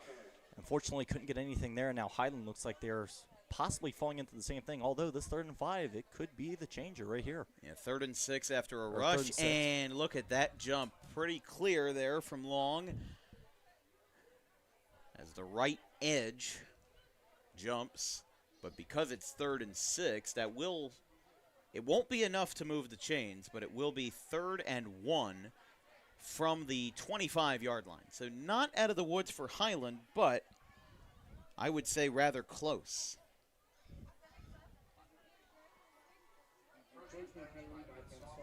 Makes the situation a lot better for Highland, I'll tell you that. If you're Sean Daniels, you're thinking, all right, it was 3rd and 6. If that play didn't get through, you think about punting down by 6 points in this game. But now that it's 3rd and 1, the expectation is just hammer the line, hammer the status quo, get yourself enough to drop the chains and move the sticks for a first down. Handoff. Oh, it's a keeper for Capra. He gets hit out of bounds. Hit as he was going out of bounds by Elias Pagan. And it'll be a gain of 4 or 5. And it will be plenty good for a Tartans first down. By the way, for the stat keepers at home, this is our first time covering Highland as a football program. It is our 4th time covering Pennsauken as a football program. And in fact, 4 out of the 6 appearances that Pennsauken has made in football, 4 out of the 6 appearances that Pennsauken has made on Dan Wilkins Broadcasting have been in football. The ones that weren't were both basketball games from January of 2025. Right side, rushed by Devon Parker, is stopped at the line of scrimmage. Again, they're going to get about a yard into this one, but the slow progress is going to eat a lot of this time. We're already halfway through the third quarter. The Pennsauken drive was rather short, only picked up a couple of minutes off the clock. And we see the same thing that happened in the first quarter where it only takes a moment, only takes a little bit of a domino to fall. And thought we had a timeout, but an injury right on the 30-yard line. Again, here at Pennsauken at Vince McEnany Field, there's a shot of the Cooper River Park, obviously shot during a different time of day because the sun has set, but We should mention this broadcast is brought to you by DAWG Professional Wrestling, the Dangerous Adrenaline Wrestling Gladiators, New Jersey's premier pro wrestling organization with high-flying events and nonstop entertainment throughout the Garden State. For more information, visit dawgprowrestling.com. Also, if you would like your company, civic organization, charity, or club to get their next event to have a little bit extra flair, call DAWG Pro Wrestling to get your next event with high, top-of-the-line pro wrestling entertainment, dawgprowrestling.com. This broadcast is also brought to you by Harper Driving School. Over 90% of students who take their New Jersey State driving test with Harper pass on the first attempt. If you like those odds, you can book an appointment today at Suite 4 of the Total Turf Complex in Pittman, 614 Lambs Road. There's the sign. You can see the press box on the top right of your screen, just above the stairs here at Vince McEnany Field. There is the sign dedicated to him, dedicated in September of 2008. This field was renovated about 7 or 8 years ago. It had turf added. Had also a renovation of the grandstands. And this was all during the tenure of Clinton Tabb as head coach for the legend that is Vince McEnany. Capra throws right side, too much on it. Intended for Livingston, who now lines up as a receiver after we gave him some flowers and high praise on the defensive side of the ball. Capra right there trying to slip it in. It looks like trying his best. Of course, going for the out-of-bounds type of throw, anything to stop the clock. Again, we were saying, even though there is 6 minutes left, this is something where you kind of don't want, especially in Highland's situation, you want to try to get that tie back and something where you can possibly move down the field by not wearing too much off. Again, I know it's the third quarter. I know there's 6 minutes left in the third quarter. Still a lot of football to be played. But the things to think about moving forward, especially as Highland looks to get back into this game, tied up, I should say. Trips left this time. Capra in trouble. Long forces him out, and he targets his Highland sideline as the intended receiver that time. I'll tell you, Capra has done a good job of throwing the ball away. Neither quarterback has taken a sack in tonight's game, and a sack can be one of the most dehumanizing things you can have in a drive. It can definitely mess with the psyche of an entire offense, and especially the offensive line. If they allow a sack to happen, you know, it might make them think, man, we really should have had that play. But in this situation, now that you're lining Dawson Rambo back up to punt here on 4th and 9 from 31, you just took some minutes off the clock. You didn't really make any progress, but Pennsauken, if this punt goes well, could be pinned in their own territory to start this drive with under 6 minutes to play in the third. That is a high snap. Almost got blocked, and the punt is popped straight up. The backspin is going to bring this ball to the 41. Wasn't sure. I thought that ball maybe made contact with somebody while it was spinning, but a moot point because Pennsauken fell on it. And I believe that was Blaine Johnson, the free safety, who fell on it. So Pennsauken with another possession from the 41. And again, this range of offense has been pretty limited for both sides tonight.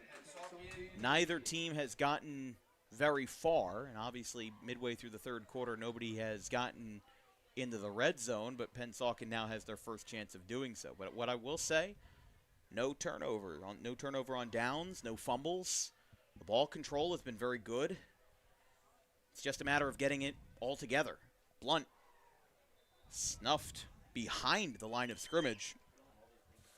Another tackle by number 44, Carmelo Stewart. We got another kid down. No, we see another cramp possibly. Livingston, I think it is. I don't know. Well, again, the Pennsauken athletic staff, it is Livingston that is down. This is reminding me of Collingswood-Clayton all over again. Close game, but basically every other play is a timeout because... Yep, here we go. Again, I'm not faulting... I try not to fault the kids when it comes to high school sports because, again, these guys are kids. They're just learning, I'm trying to make this the most PR-friendly way I can say it. Those guys got to stay hydrated more. On the Pennsauken sideline is 5 Gatorade coolers. The Highland sideline is 3 Gatorade coolers. what is in those things if it's not something that will keep you hydrated? It's not like it's 90 degrees. It's 71 degrees tonight, clear as can be. The sun has set, and this physicality of the game is. I mean, I'll just say straight up that a lot of these cramps have been on the Highland side. I think we've only seen maybe 2 from Pennsauken. A lot of these stoppages have been, I mean, think about it right now. What game did we do? I think it was the first week of the season. It was South River at Point Pleasant Beach. That game was over in an hour and 56 minutes. The final kickoff was at 6 o'clock. Last whistle was at 7:56 p.m. Well, right now it's 7:46 p.m., and we have 5:28 to play in the third quarter. So this is going to be a long game. And as you get deeper and deeper into the game, you're going to see more of this. Yeah. One thing I was always told by my coach, especially, every time you come off, doesn't matter what happens, you drink. Drink period. something. I don't care what the situation is. You drink, and that was it. That was the rule. Right. Period. And when it's somebody like you, because you played ice hockey, hold on here. This one's dropped back. Negron takes his time. Uh-oh. He throws deep. No, couldn't get it. Elias Pagan, the intended receiver. He had the right ball placement, but the receiver was just a little bit too far to the right. No cigar on that one, and it'll be 3rd and 11 again from the Pennsauken 43. So, as I was piggybacking off of what you were saying, you played ice hockey for 4 years at Cherry Hill East. How many years in total did you play ice hockey, just in organized settings? I put in organized settings, I would say like around 11 years. 11 years in ice hockey. So, and at the high school level, probably how many minutes is each shift? 3 minutes? 2 so minutes? usually each shift, it depends on the coach. Some like it short 45 seconds. Some like it around a minute 10, minute 20. Usually a regular shift is about a minute 10 Okay, minute seconds. 10. Yeah. I'm thinking of the NHL where you're taking like 2 or 3 minute shifts, but sometimes even they like to keep it short. It depends on the coach. Good snap read by Highland. Uh-oh. The ball is botched, and Negron fell backwards. That wasn't the kind of tush-push we learned, but he did fall on it at midfield, and that is going to be a punt situation for the Indians as a bad set of plays just doesn't work out for them. It will be 4th and about 20 from the 50. And another big momentum loss. We saw it was kind of similar to a repeat of Pensauken's last drive. Unfortunately, looking good, and then next thing you know, backing up and constantly. They got to let this one roll. Highland's not going to touch it, and it's at the 18-yard line where the Tartans take over. It's 14-8. That score has not changed since the halftime break. We started off the day with a 8-yard rush to the end zone by R.J. Blunt, the Temple commit, and a senior back for Clinton Tabb and the Pennsauken Indians. And then it was immediately followed by Titan Gray, a 91-yard return to the house to make this an 8-6 game. Pennsauken struck midway through the second quarter with a 39-yard rush by R.J. Blunt. 2-point conversion to Alex Parker was successful, and that's where the score has held for quite a while. In what has been a low-scoring affair, but again, for me, this has been a relief to have finally a close game on DWB after a lot of not really back-and-forth games. How about this? He's still on his feet. He dragged that defender about 10 yards. That was Javon Livingston. I mean, what can this guy not do? He comes up a little bit gingerly here, and he's going to go down. Oh, man. That's another one, but Livingston, they're going to stop the clock with 4:13 to play, and he will again receive attention from, well, the Highland staff is coming out, and I don't see any Pennsauken staff coming out either. But looks like he wasn't needed. He just needed a second to get up, and he'll get off the field. But a rush that will be enough for a first down. I mean, he dragged that defender. Oh, man. He found the gap and was able to keep going. Of course, he had some help from his teammates behind him trying to push him forward, but a lot of that was done. I mean, you saw the defender. He was dragging him, taking him for a little bit of a ride, but, yeah, the strength of Livingston shown. We'll see what happens. Can they continue the momentum? We haven't had a drive in this second half that has came up with any type of conclusion, so we'll see here. Again, Capra in the shotgun, handoff again. Ooh, almost got stepped on that time. He'll get 4 yards. He's at the 45, 44-ish. Second down, under 4 minutes to play in the third.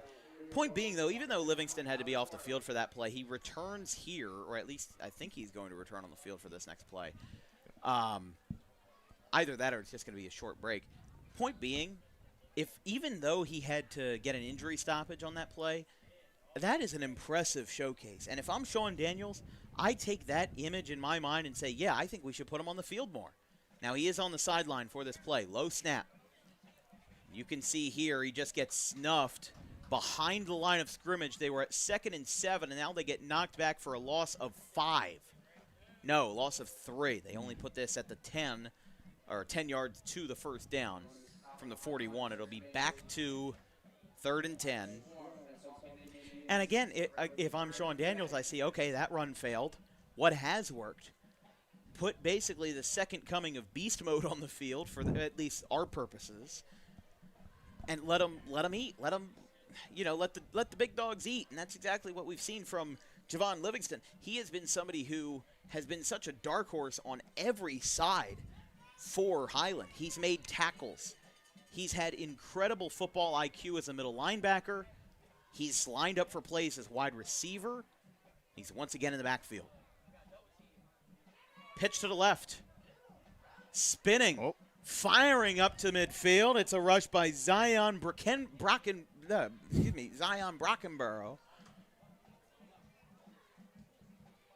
And as we close in on 2 minutes in the third,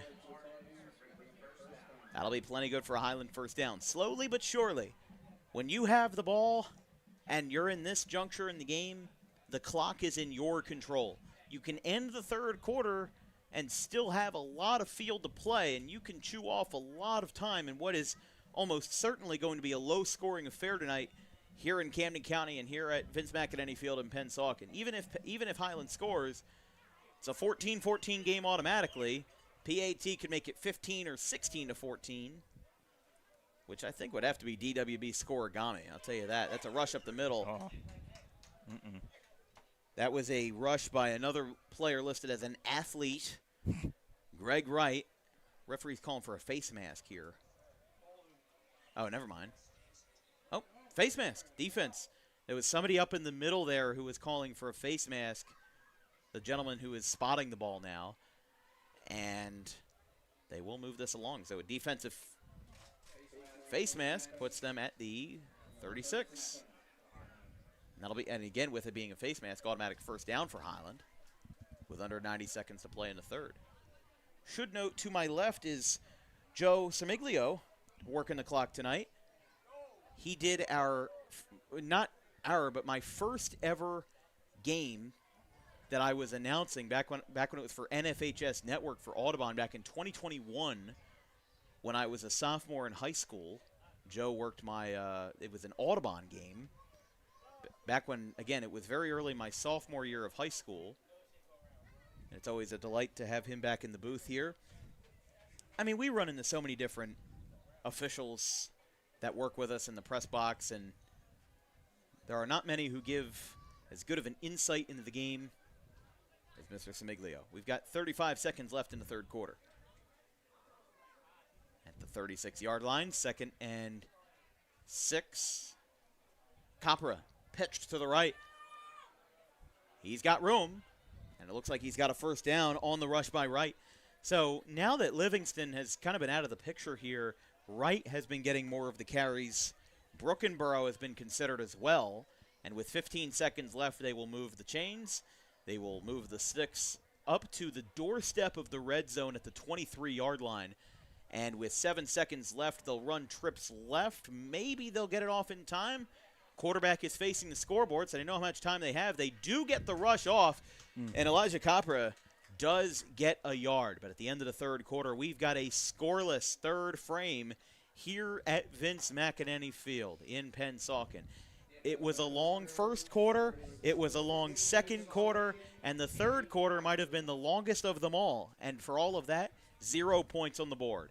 After 3 in Pennsauken, it's the Indians 14 and the Tartans 8.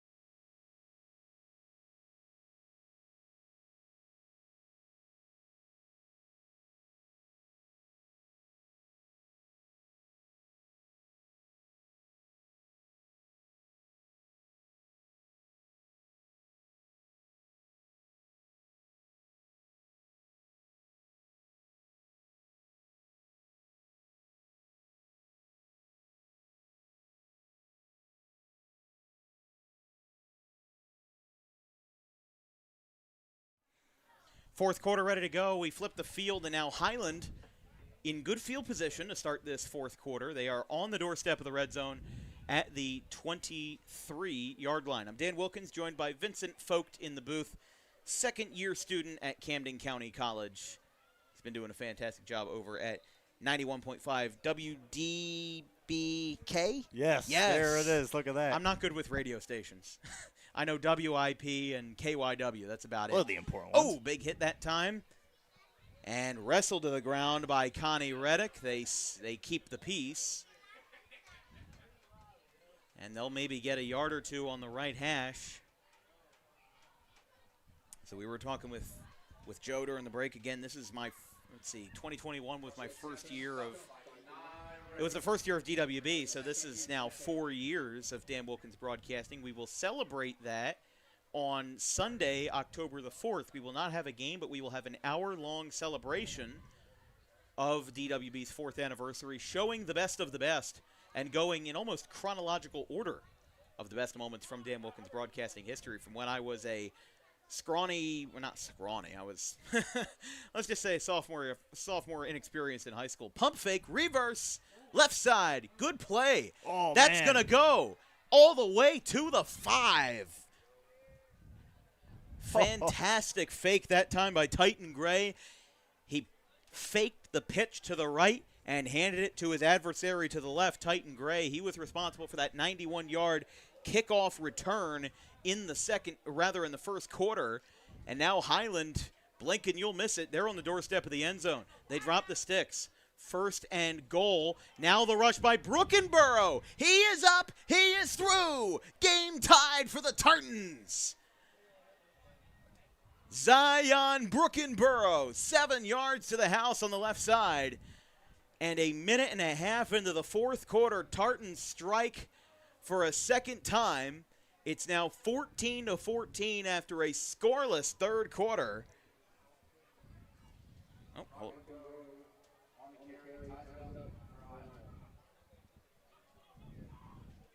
Man, oh man, Highland That changes again. everything. Using their run game. And, of course, going into this game, there's Highland in general. I mean, you look at the stats coming into this game, there's no real big star but Livingston, but they've been getting contributions from everyone. Gray, we saw Greg Wright. I mean, this has been some Elijah Capra. I mean, these are all guys who contributed to get them in this position, to get them down the field into the red zone to tie it up. Now they have the chance to take the They're lead go on for the two night. here. If they don't get it, we remain tied. Man, oh man. Capra will drop off on wow. a play action, and he's got it. 2-point conversion. And that forces Pennsauken's hands if they get into the end zone next, as the catch made on the right side by, believe that was Devon Parker, who made the play. And Highland now leads 16-14 as they will look for Sean Daniels' second win as head coach after beating winless Clearview in 2024. As that changes, it's cliche, Vince, but that changes everything. I mean, this is something, again, coming into this game, a lot of people thought the way that, I mean, especially how Pennsauken usually is, what happened in their first game of the season. Of course, they got shut out in their second game, but like we were saying at the beginning of this broadcast, 2 teams coming in after a shutout. Could that even the slate up? And so far, what we've seen here tonight, it's a 2-point game, folks. We're in the fourth quarter. Currently 10 minutes, 37 seconds remaining in the game in general. This has been a dogfight. Again, this has been a game that we've been waiting for a little bit. We've had a lot of blowouts on DWB so far this season, but right here tonight, folks, we have one heck of a game, one heck of a show at that as well. Let's see what's we've got Pennsauken at home and almost never disappoints, as this will be returned, I believe, by Sanabayata. It is. Gets tripped up, still on his feet, carrying the weight of the entire Highland defense on his back. Takes a page out of Livingston's book, and they're going to be right at midfield this time. In fact, they're going to be across midfield right around the 45. We'll see where this is officially spotted. We've got another player down. I didn't even see the player down. Oh, I see. It looks like it's right in front of Pennsauken's sideline. That's the Highland athletic trainer, Gavin Orr. Should mention I'm getting some updates from my friend Colin Morris. He is a Highland student that works with us very frequently. For our Highland fans at home, he runs a school, what's it called? School-assisted channel called Tartan TV, which covers Highland football when they are at home. They just got done their field hockey broadcast today versus Cumberland. So from a friend to a friend, help out Colin's network. They do a fantastic job over at Highland Regional. Myself and Jake Clark have helped him out a decent bit, and they're going to do some great things with that network over there. So for our Highland fans that are tuning in for the first time on DWB, because we haven't seen Highland play on our network since April when they played Triton in baseball in the Black Horse Pike rivalry. But we right now stand with 10:26 left in the fourth, still a lot of time to play. And again, there's that one player that's still being attended to right around the 45, right in front of Pennsauken's sideline. Again, Gavin Orr is there for Highland. Pennsauken's training staff is there as well, providing assistance. Again, when that player gets up, we'll be able to identify who that is. He kind of fell down in the crowd of Yeah, it was guys hard. It was hard to around him. tell because it looked like we were just about to start the drive, and then it is a Highland player that is going to walk with assistance off the field. Yeah, that is Number 30? number 30, Jameer Suriel, who again is getting help, and it's just been an ugly night with injuries and cramps and whatnot, and obviously cramps they're not. What am I trying to say without getting in trouble here? Cramps are not on the same level as an actual injury because it's the old Charlie horse. Everybody gets them. Sometimes you get them in the middle of the night at 3 o'clock in the morning, and You just do then the you stretch. can't go back to And I don't know about you, Vince. I do not have medical staff or athletic training staff just waiting in my bedroom to provide assistance. At midfield, he's going to get wrestled to the ground. Another tackle by Javon Livingston and Zion Brockenborough. Dude's just a tank. I mean, he is something special, and we're seeing really the fruits of Highland's labors tonight as, again, they look for the second win in Sean Daniels' 2-year coaching career at Highland. Now, they also lost Mike Leary and a handful of other assistants to Collingswood. And Collingswood still with former LaSalle wide receiver Mike McEwen in his 9th year coaching there. He brought on Leary and a handful of other assistants as well from Highland to Collingswood. Here comes the throw to the right side. It is caught. Good ball. That will get them to third and about 7.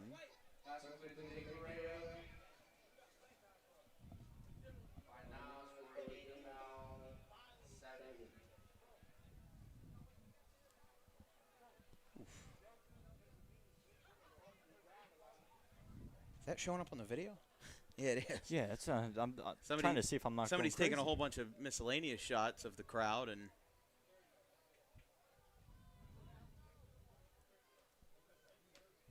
So that was that strange felt like silence of us. The paparazzi's on me. Feel like I'm a celebrity getting out of a limousine to go to a concert. I'm just like, Well, you'll have that chance when you go to Connecticut. You know, you'll have people, right? no. I don't think I'm going to have much of an entourage. I'm driving 3.5 hours to see a bluegrass jam band in Bridgeport.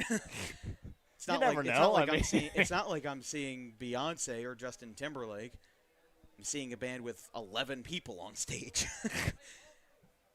The more, the merrier, right? But also, for those that like 80s music, the opener, Steve Winwood.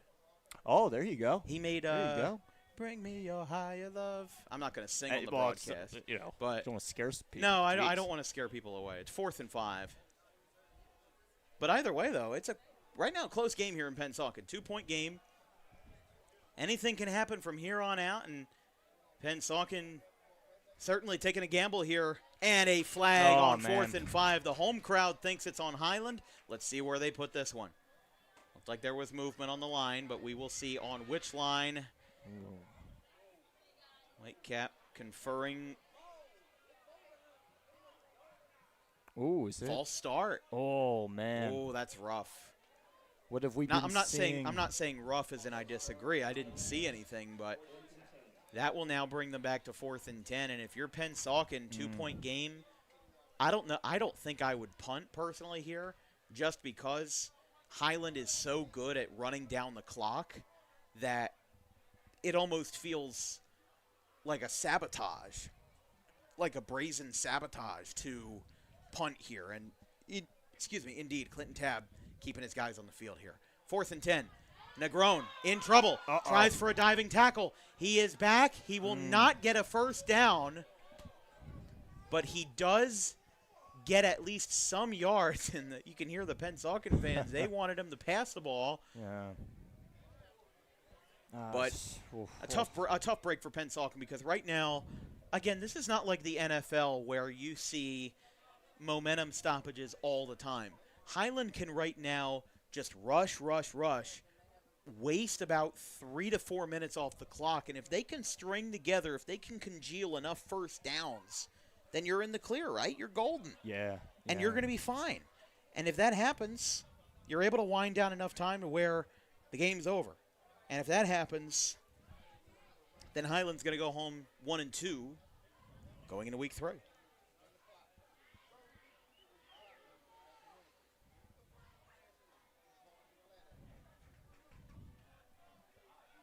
Hand off. Gets a lot of space. Not too much space, but he'll get 6 yards on top of the Pennsauken logo. Highland does go back to the site of Sean Daniels' first career win as a head coach on Friday at Clearview at Riordan Field, 7 o'clock start time. And then they go back home to Cherry Hill West on Friday, September 26th. And then they have 2 road games and 2 home games to close out the season. They play out of division Notre Dame on the 3rd. They have the annual Highland Triton Black Horse Pike rivalry game on the 10th. And then home games versus Vineland and Eastern. Here we go. Rush to the left side by George Livingston. It hasn't been the Livingston we've talked about a lot today, but we do have a penalty flag at the 40. Might be a hold here. Be a big break if it is, and yes. It is. Hold on Highland. And that definitely changes the dynamic of the drive, as this looked like it was going to be a red zone finale for Highland, which could have punched in a touchdown and could have put this game either out of reach or very close to it, and instead brought down to earth. Now with the spot foul on the hold, it does give them fair distance. It's 2nd and 4 from the 50. But as we said, Highland closes out the regular season late October. Vineland, the Fighting Clan, right now up 7-0 at halftime versus Eastern at last check. And they'll get swallowed up again at the line of scrimmage.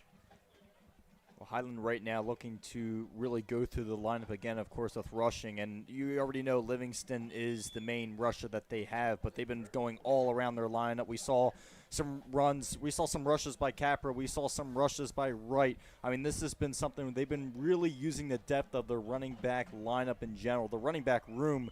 But, yeah, that call hurt them quite a bit. This is a team where we saw it, Dan, the tee off what you said earlier about how they are good at wearing the clock down. We saw it in the first quarter as well. Pretty sure, if I'm not wrong, their first possession took a while, and just in the move a span of about 10, 20 yards. So Highland has proven it before. We'll see what they can do here.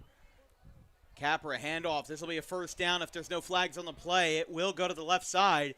Tackled just outside the 30 by Devon Parker. And Highland will strike again, and this time making up for what was a hold that brought everything back. And they move the sticks for a Tartans first down, marked on the left hash at 35. By the way, some out-of-town scores that we'd like to go over with you. We talked about Vineland and Eastern before. That is also a WJFL Freedom game that these two teams will play towards the end of the regular season. It is a low-scoring affair at Gattoni Stadium, 7-0 Vineland going to the 4th. Wow. And then in South Jersey Group 1 Thursday action, Glassboro leads Pennsgrove 35-0, 6.5 minutes to play in the second quarter. So that game far and away decided for Timmy Breaker and, again, another consensus top team in South Jersey, Glassboro. Handoff, left side. Another dive for 8 yards by Brockenborough. Struggling with that one tonight. And then we'll see if we have any other scores we can update on at the moment. I believe the only other one we have an update for is Gateway. And that game has gone final 35-7, Gateway over Wildwood. So that will be a fun bus ride home to Woodbury Heights for the Gators, who that game last year, we almost covered that one. It was 42-0 at half, and then Wildwood came back, scored 28 points in the running clock, made it 42-28 the final. 2nd and 2.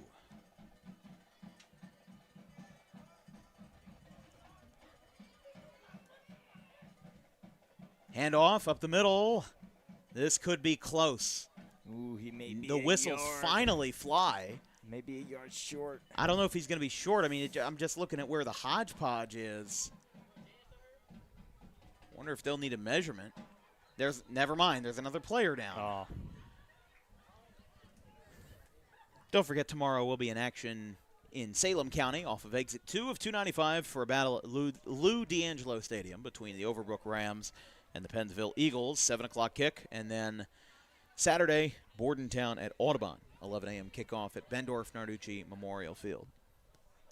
I like to mention the stadiums and the fields, the facilities we go to when they are named, because not every field has a name. I feel like almost everyone should, but it becomes very annoying when I'm at basketball games or baseball games. And, you know, when you're covering the Phillies, you're at Citizens Bank Park.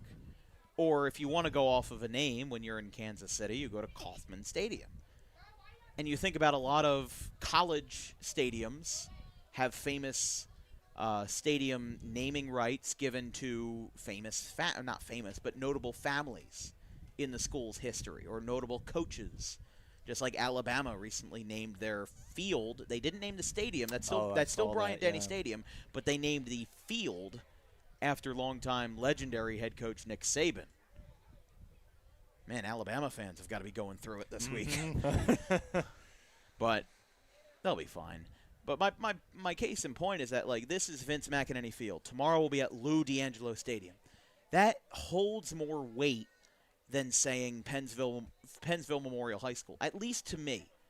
I'm sure there's other people where they don't care, but it matters to me a stadium being named and being memorialized. We got more jumpers. Man. That is, again, Zion Long. No, they call a false start on Highland. Ooh, we got lucky. Now, that offensive line has to do is just barely move a little bit, only a little bit of a tweak sometimes with the shoulder. The bar is low.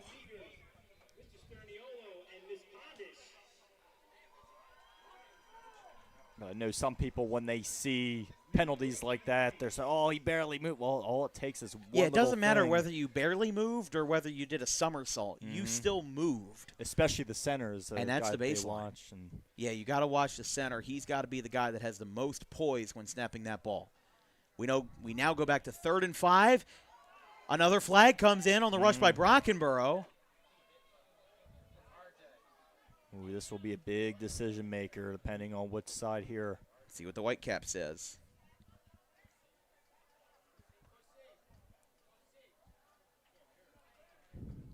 Oh, offensive hold. Wow.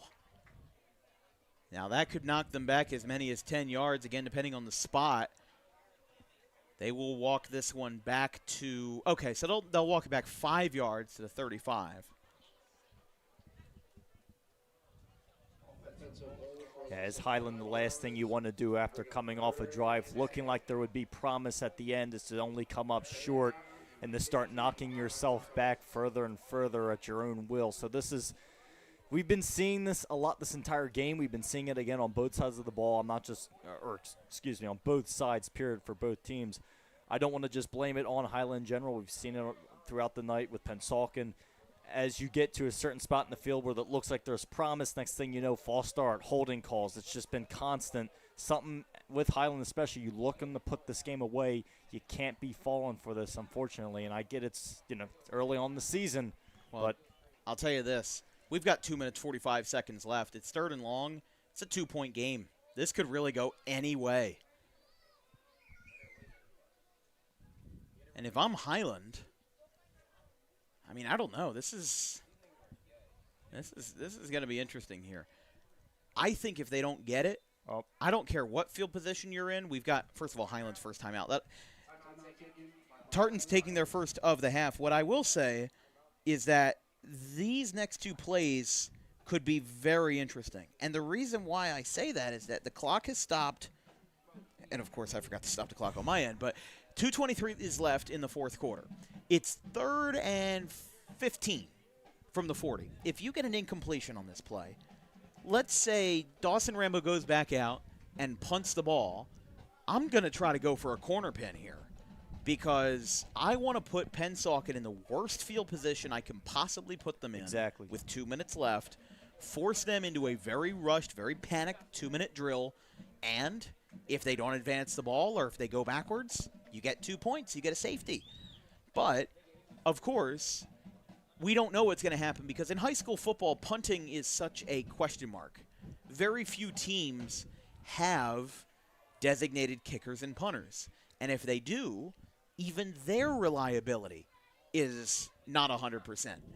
So if they don't get a first down here, I think Highland should really go for gold and try to do the little things, try to push them back and give them bad field position here because they're going to have 2:23 left. You could have a very stressful 2-minute drill for Pennsauken to try to hold on to this lead. Pass over the middle, deflected. Elias Pagan sends the crowd to their feet with a pass deflection. Pass was intended for Javon Livingston. And Pennsauken, a lot of these fans, they were holding their breath for a while. And with 2:18 to play, we will have a 4th and 15. We'll switch up the personnel for a punt by Dawson Rambo, the sophomore punter and kicker. Now, Highland's 2 touchdowns tonight have both been extra points, or excuse me, have both been 2-point conversions, hence why it is 16-14. Sanabayata back to return. Punts it at the 50. It's popped straight up. Going to try to limit the return here. The ball punts right back into him. Oh. And he's at the 30. Oh, that's not what they wanted there. That ball had very good backspin for Pennsauken, and then I think somebody might have punched or touched the ball, and we have another Highland player down. And how many times have we seen that tonight? Oh, it's so early season jitters. It's been an enigma, yeah. But this is something where Highland's goal, especially that play, was looking to bury Pennsauken down. You got around just over 2 minutes remaining in the game, but that was your main goal, was to pin Pennsauken. Their goal was probably, I'd say, below the 10-yard line, around the 5. You wanted them backed up. Now you give Pennsauken an opportunity to really shine here. Again, they've been kind of doing a double take this whole game. They've been using their rush game. They've been using their pass game. Both have shown signs of greatness throughout the night. Both have been stopped throughout the night. So is there still a chance that this Highland defense can show up? Is there still a chance that they can stop this run game and clog the holes? Yes. Is there a chance their secondary can continue to shine like they have shown tonight? Yes. But, again, this is a pressure situation. Just over 2 minutes left. Pennsauken trying to carry some momentum here. It's only a 2-point game. This is anyone's game at this moment in time. Yeah, we got a good one, Dan. I tell you what. It's always a good one here in Pennsauken. I mean, obviously, when they were on the road, they lost 41-0 to Washington Township. But I think about the 2 games we saw here last year. It was 13-8, Pennsauken over Camden Eastside. And then we saw Cherry Hill West. It was 17-10, Pennsauken. It might have been 17-10 or 24-10. Yeah. Either way, this stadium isn't really a breeding ground for high-scoring football. And we mentioned, I think it was either in the open or it might have been off the air, was that every possession in a low-scoring game matters. The fact that Pennsauken has missed an extra point in this game could be the reason why they lose. Because when they scored first, they had an extra point, and they missed rather badly on it. Now they got 2 points back with a conversion, but Highland's been 2 for 2 on those tonight. And it reminds me of that Haddonfield-Woodbury game from last year. It was the first full week of the season in 2024. The final score was 21-20. A blocked extra point by the Haddonfield defense was the reason why the Bulldogs won that game. It's 2nd and 4. Blunt, I believe, was on the carry. He got 4 yards. Again, good snap reads all around tonight from Highland. Offensive line holding up a little bit. Not enough for Negron. He's down. Loss of 3. Back at the 32. And Pennsauken, in an act of desperation with 1:35 to play, calls a timeout. It is their first of the half. Both teams have 2 remaining. And Vince, Nazir Negron just got sacked, but it is not the end of the drive yet. It is 3rd and 7 from the 32. What's your game plan? Oh, I mean, at this point in time, I mean, I'm looking right now, even some parents in front of us are yelling upstairs. It looks like the coaching staff that are above us. That trying to get in their heads. Well, I mean, I think right now the situation is, right now Highland has shown, they've shown it throughout the night, that they are keying in on the run game, and they came into this game. I know I sound like a broken record. I know I do. But they know what to expect from this Pennsauken run game. They know what is coming. And this is something where I think you have to switch. You have to do better switching it up in this situation, especially going with the pass game. We've seen you run screens tonight. That has actually worked out well for you. You have to – I mean, the short pass game has to come out in big-time colors now. You're at 3rd and 7 right now. Got to come up with a big play, and I have a feeling that your pass game is the answer at this time. See what Highland's got. They stay poised. Offensive line collapses. Here's Blunt. Gets it to the left side. Gets shoved out of bounds at the 35. I'm 99% positive it was short by 3 yards. Yeah. He was pushed out of bounds by number 44. That was Carmelo Stewart, the sophomore. And we have Orr back out to attend to another player. Oh, man.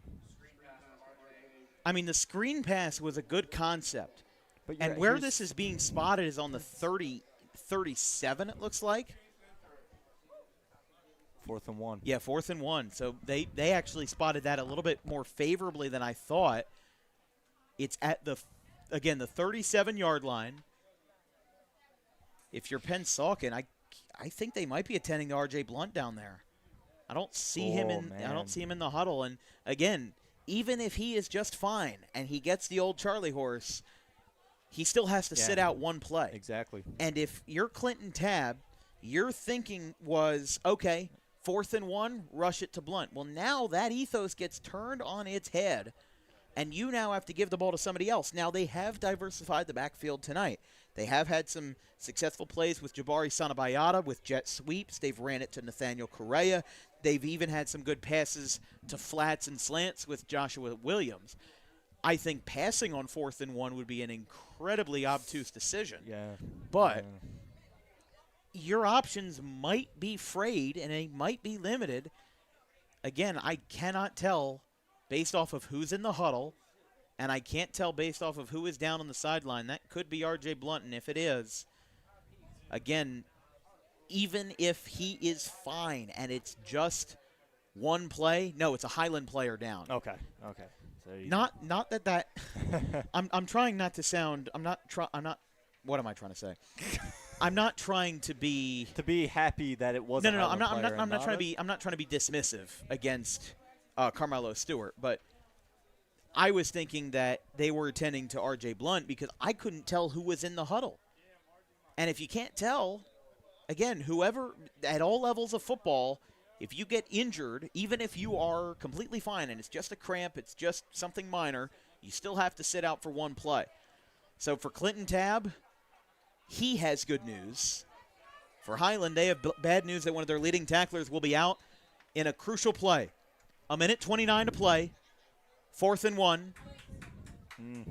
R.J. Blunt standing next. Oh, movement. Almost. No flag. But now the flags come in as the ball was snapped. False start. Oh, man. I'm confused about the movement there because it looked like it was. They were trying to get the gunner, and I think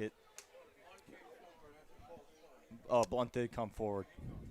Yeah, so they counted that false start against the running back, R.J. Blunt. Now, last week we saw a false start on the wide receiver, and today we see a running back also make a false start, and now that changes everything. Minute 27. 4th and 1 was nice. 4th and 6 will make your teeth chatter just a little bit. Negron forced to pass.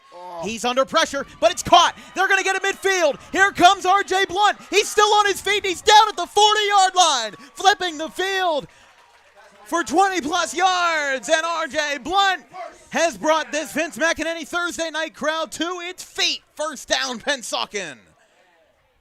We are not done yet. If you've turned off your TV, turn them back on.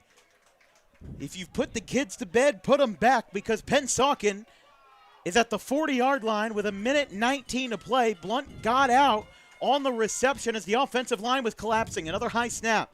Now Negron will take it himself. He continues the momentum. He's at the 30. He's at the 25. 15-yard gain. First down, Pennsauken. Don't go anywhere, because the Tartans are on their backs and the Indians are charging straight through. 1 minute, 12 seconds left.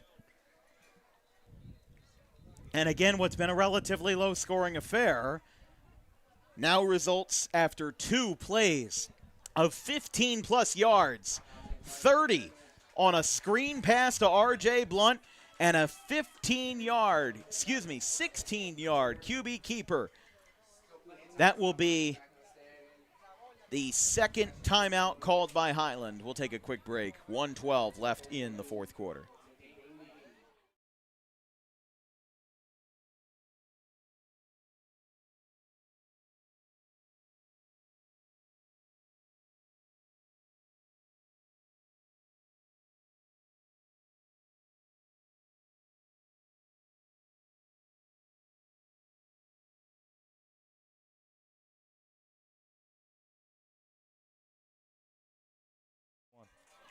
Pennsauken student section coming out in droves for this Thursday night event. It's Pennsauken's home opener.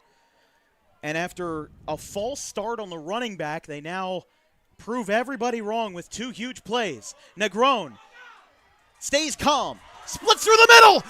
He's to the left side. He's in the end zone. Touchdown, Pennsauken.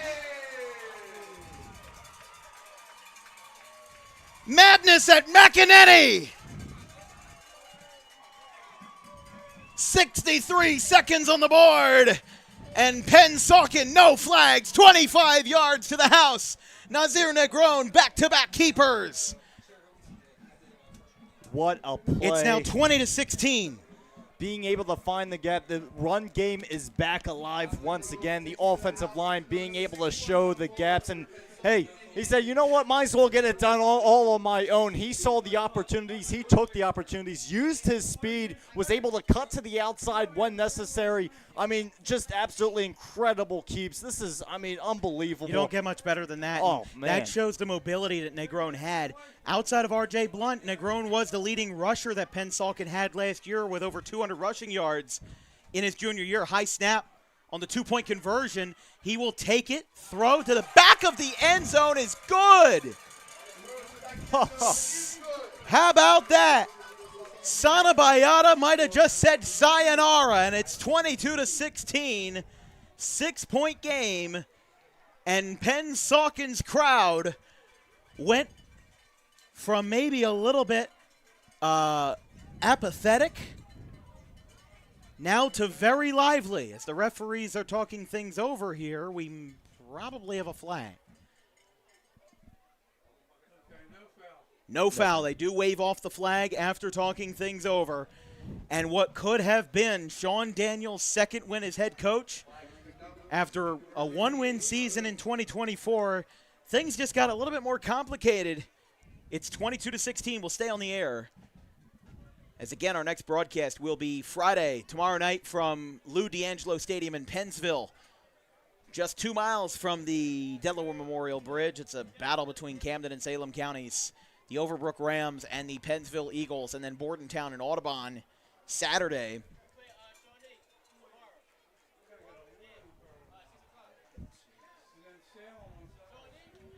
So this will be a fun last 63 seconds. Again, 25-yard house call. Back-to-back for 15 yards. From the 41-yard line, Nazir Negron was all alone. He took a QB keeper 15 yards, got it out on the sideline, and then went 25 yards. He split through the offensive line like he parted the Red Sea, and instead he parted the Carolina Blue Sea of Highland Tartans. Got 25 yards to the end zone for his first rushing touchdown of the season. This is returned by Titan Gray. He's the guy that you want to return because he had that first quarter returning touchdown, but he's down at the 30. 56.8 seconds on the clock.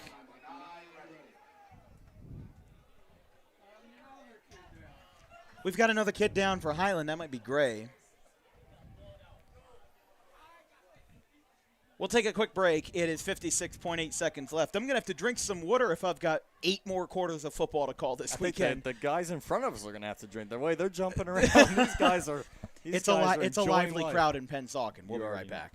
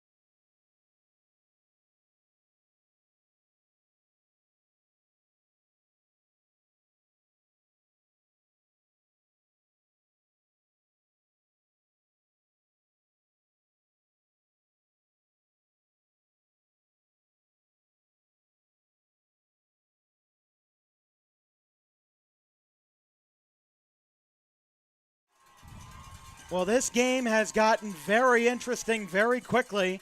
Highland with the ball. They returned it back to the 30-yard line. Capra in trouble, but now he gets out of it. He's at the 35. He is not going to get out of bounds. The clock will run. Highland has only one timeout remaining. It's like a golden ticket in the Wizard of Oz. They have to figure out when to use it, and they will use it. 38 seconds left. We'll stay on the air here as Highland burns their last time out. As, again, here from Vince McEnany Field, 25 yards to the house by Nazir Negron, the senior quarterback. Back-to-back house calls. Well, not house calls. The second one was a house call. 15 yards for a first down to get just on the doorstep of the red zone, and then 25 yards splitting through the offensive line. And I will say, big credit to those guards. Yeah, because that does not happen if the offensive line on the left side doesn't go one way and the offside on the right side doesn't go the other way. That gap doesn't get created by the defense. That gap gets created thanks to situational awareness from the offense. Yeah. And again, that is why NFL quarterbacks, they spoil their linemen.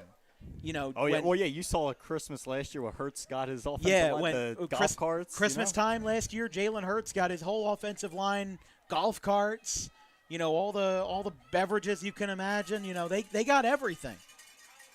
But that's because the quarterback and those offensive linemen, without one, the other would be toast. And he's down! Elijah Capra is down. No timeouts. They will spot the ball and be in a frenzy to get back into the snap formation. 25 seconds left. They've got to put the picket down. It's third and 12 from the 29. Good snap read by Pennsauken. He's in trouble again. He's down again. 11 seconds left. And Highland will run themselves out of time. They're sacked out of time. The Indians running around on the defensive side. The clock continues to wind, and the clock hits 0. Pennsauken, late stage heroics. They win it at home, 22-16. Oh, my. Ran themselves into the ground. Back-to-back sacks for Elijah Capra. Defensive line stands on business, and the game is over. These guys in front of us here for the fans are going crazy. They have absolutely every right to be. You just had a team that was down, of course, like we said, by 2, was able to come down the field at a high momentum. Your quarterback coming into this game, from the stats report, of course, we only have the stats from the Camden Catholic game, only had 5 rushing yards. Well, let's just say he more than tripled that tonight. And an absolutely incredible drive to get down there, take the lead. Your defense comes out, has an incredible, probably the best showing I've seen from them tonight, being able to stand up strong, not giving any running back from Highland an opportunity. What an incredible game. Pennsauken deserves this every little bit. May have not looked like it a little bit in the second half, but the way that they played, the way that they came back, man, you Pennsauken fans, you Indians fans, you have a lot to be proud of your squad right now. What a comeback. What a victory. Oh, they earned that 100%. I mean, listen, we talk about what it means to be a great football program, and this is a passionate football program, and that is what is important. Let's turn on the lights in the press box for get some light in here. Our There's postgame. the light. Look, let there be light. Let there be. Literally. No, it's fine. We're Saints. That's how it was at Manchester last week. My whole face looked like I was going to heaven. But, I mean, listen, Pennsauken just played their best game I've seen in a long time. Yeah. And the reason why I say that is because of adversity. They were down at the half. They were ahead at the half, but then Highland came back, and in that fourth quarter, after a scoreless third, they took care of business. They got into the end zone. And this crowd, with about 3 minutes left, looked like they were about ready to leave. Looked like they were about ready to go. And this crowd stayed with it. They trusted the process because this is a football town. It's a passionate town, a town that understands what it means to win. They've seen the highs, they've seen the lows, and tonight was one of their highs. Again, I don't know who to give the player of the game to because R.J. Blunt got us started. He had those 2 touchdowns, but Nazir Negron took control of the game, and he is the reason why Pennsauken won. So I think I'm going to give it to Negron because, listen, he was at the 41-yard line with, 2 minutes, 20 seconds left? Yeah. And got 15 yards, ran straight that way, out of bounds, and then 25 yards. The offensive line opens up wide. And he was straight to the pylon, straight to the end zone. Yeah. And that is why Nazir Negron is the kind of guy that he is. That he is why him and R.J. Blunt are such a great 1-2 combo. Again, 1,600 rushing yards does not happen without Negron being a good snap handler, handing it off to him. Those 2 work in tandem. So if I could give co-players of the game, I would. But for this sake, Nazir Negron is the reason why Pennsauken won tonight. Obviously, R.J. Blunt, he seems like the softball favorite because he got those 2 touchdowns. Yep. But this was a team win by Pennsauken. Getting that late touchdown with 1 minute and 3 left, and then back-to-back sacks on Elijah Capra. Yep. Capra had not been sacked once the whole night until when it mattered most. 2 sacks, back-to-back plays, couldn't spot the ball in time, couldn't snap the ball in time, and the game's over.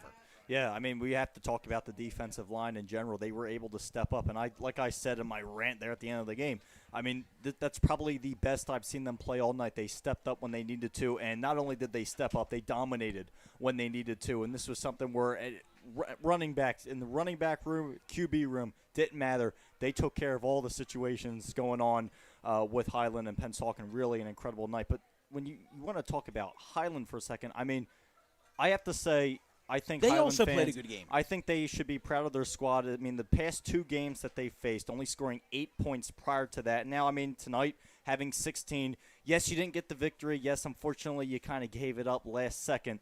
but this was a team that was able to shut down a run game that a lot of people thought coming into this game was going to go absolutely nuts on them. People thought, I thought that. Coming into it, I thought, I'm like, seeing this running game in general, seeing what they have to offer, I thought for sure that this was going to be, let's just say, a lot of rushing yards. I just had that thought, but this was Most teams went to the air more than I thought, but I also will say, for Highland, they also played two fantastic teams in Week 0 and Week 1. Yep. They played Southern at the Battle of the Beach. Obviously, a little bit of a closer game to home for them because they're at Rowan University. But then they play Winslow. Again, a team that was just coming off of battling versus IMG Academy, the program that's so good that they have 4 national teams, or they have a couple of national teams, and they've got a state team as well. Everybody knows who IMG Academy is, and they went toe-to-toe with Winslow. Winslow is not being messed with, and you look at the box scores from those last 2 games, it doesn't look very promising.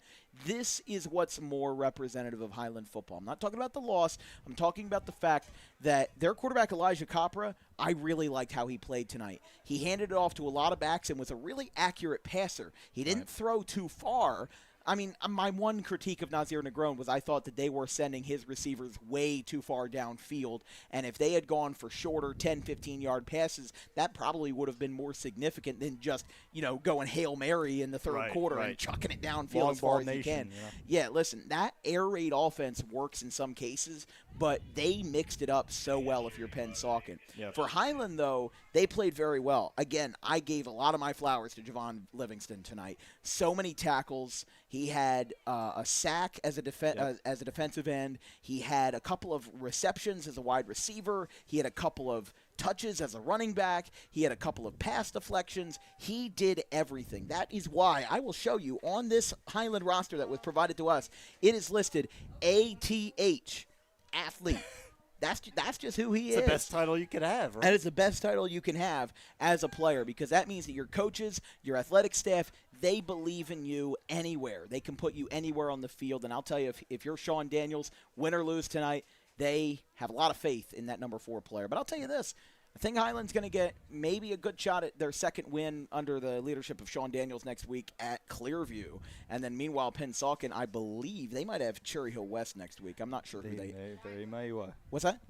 Vineland next week. And I should check their final score while we're at it, because we were keeping an eye on that. It was 7-0 in the fourth quarter with a low-scoring affair at Gattoni Stadium, and the final was 8-7 Eastern. They came back on a touchdown pass, a conversion, and an interception. Terry Cook got the interception for Eastern. So that will be a Vineland team that will go in, I believe, 0-2 going into their Week 3 matchup versus Pennsauken. But final thoughts before we shut everything down tonight.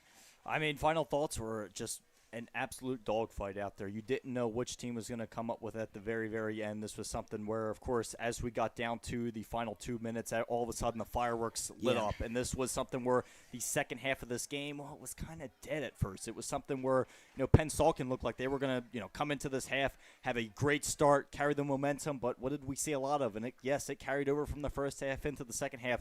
The penalties, the unfortunate penalties, both sides kind of shooting themselves in the foot at the times where, let's just say, it wasn't exactly what they were aiming for. And this was, a situation we saw over and over again. The holding calls, we saw false starts. It was over and over and over again. Of course, the constant stoppages with cramps where you couldn't really necessarily have a good flow to the game because of those constant stoppages. That definitely disrupted the flow of the game. We were at 2 hours. We were at 2 hours and 35 minutes the time of game tonight. So, listen, we are going to be back at Lou D'Angelo Stadium tomorrow. The same two of us, along with Ben Wilden on production tomorrow night from Pennsville versus Overbrook. From our entire crew, our social media coordinator, Haley Mejia, our graphics crew, Gavin Van Rel, Caleb Lane, and Carson Rosso. My producer and color commentator for the evening, throwing it back to when we only had 2-person crews because it's a tight press box here at Pennsauken. Vincent Vogt, I'm Dan Wilkins. We'll see you same time tomorrow. Hopefully my vocal cords will have rested. Pennsauken, why do you make me call such a good game? Trust me, I don't take any offense to it. It's 22-16 to final. We'll see you same time tomorrow. Have a good one, folks.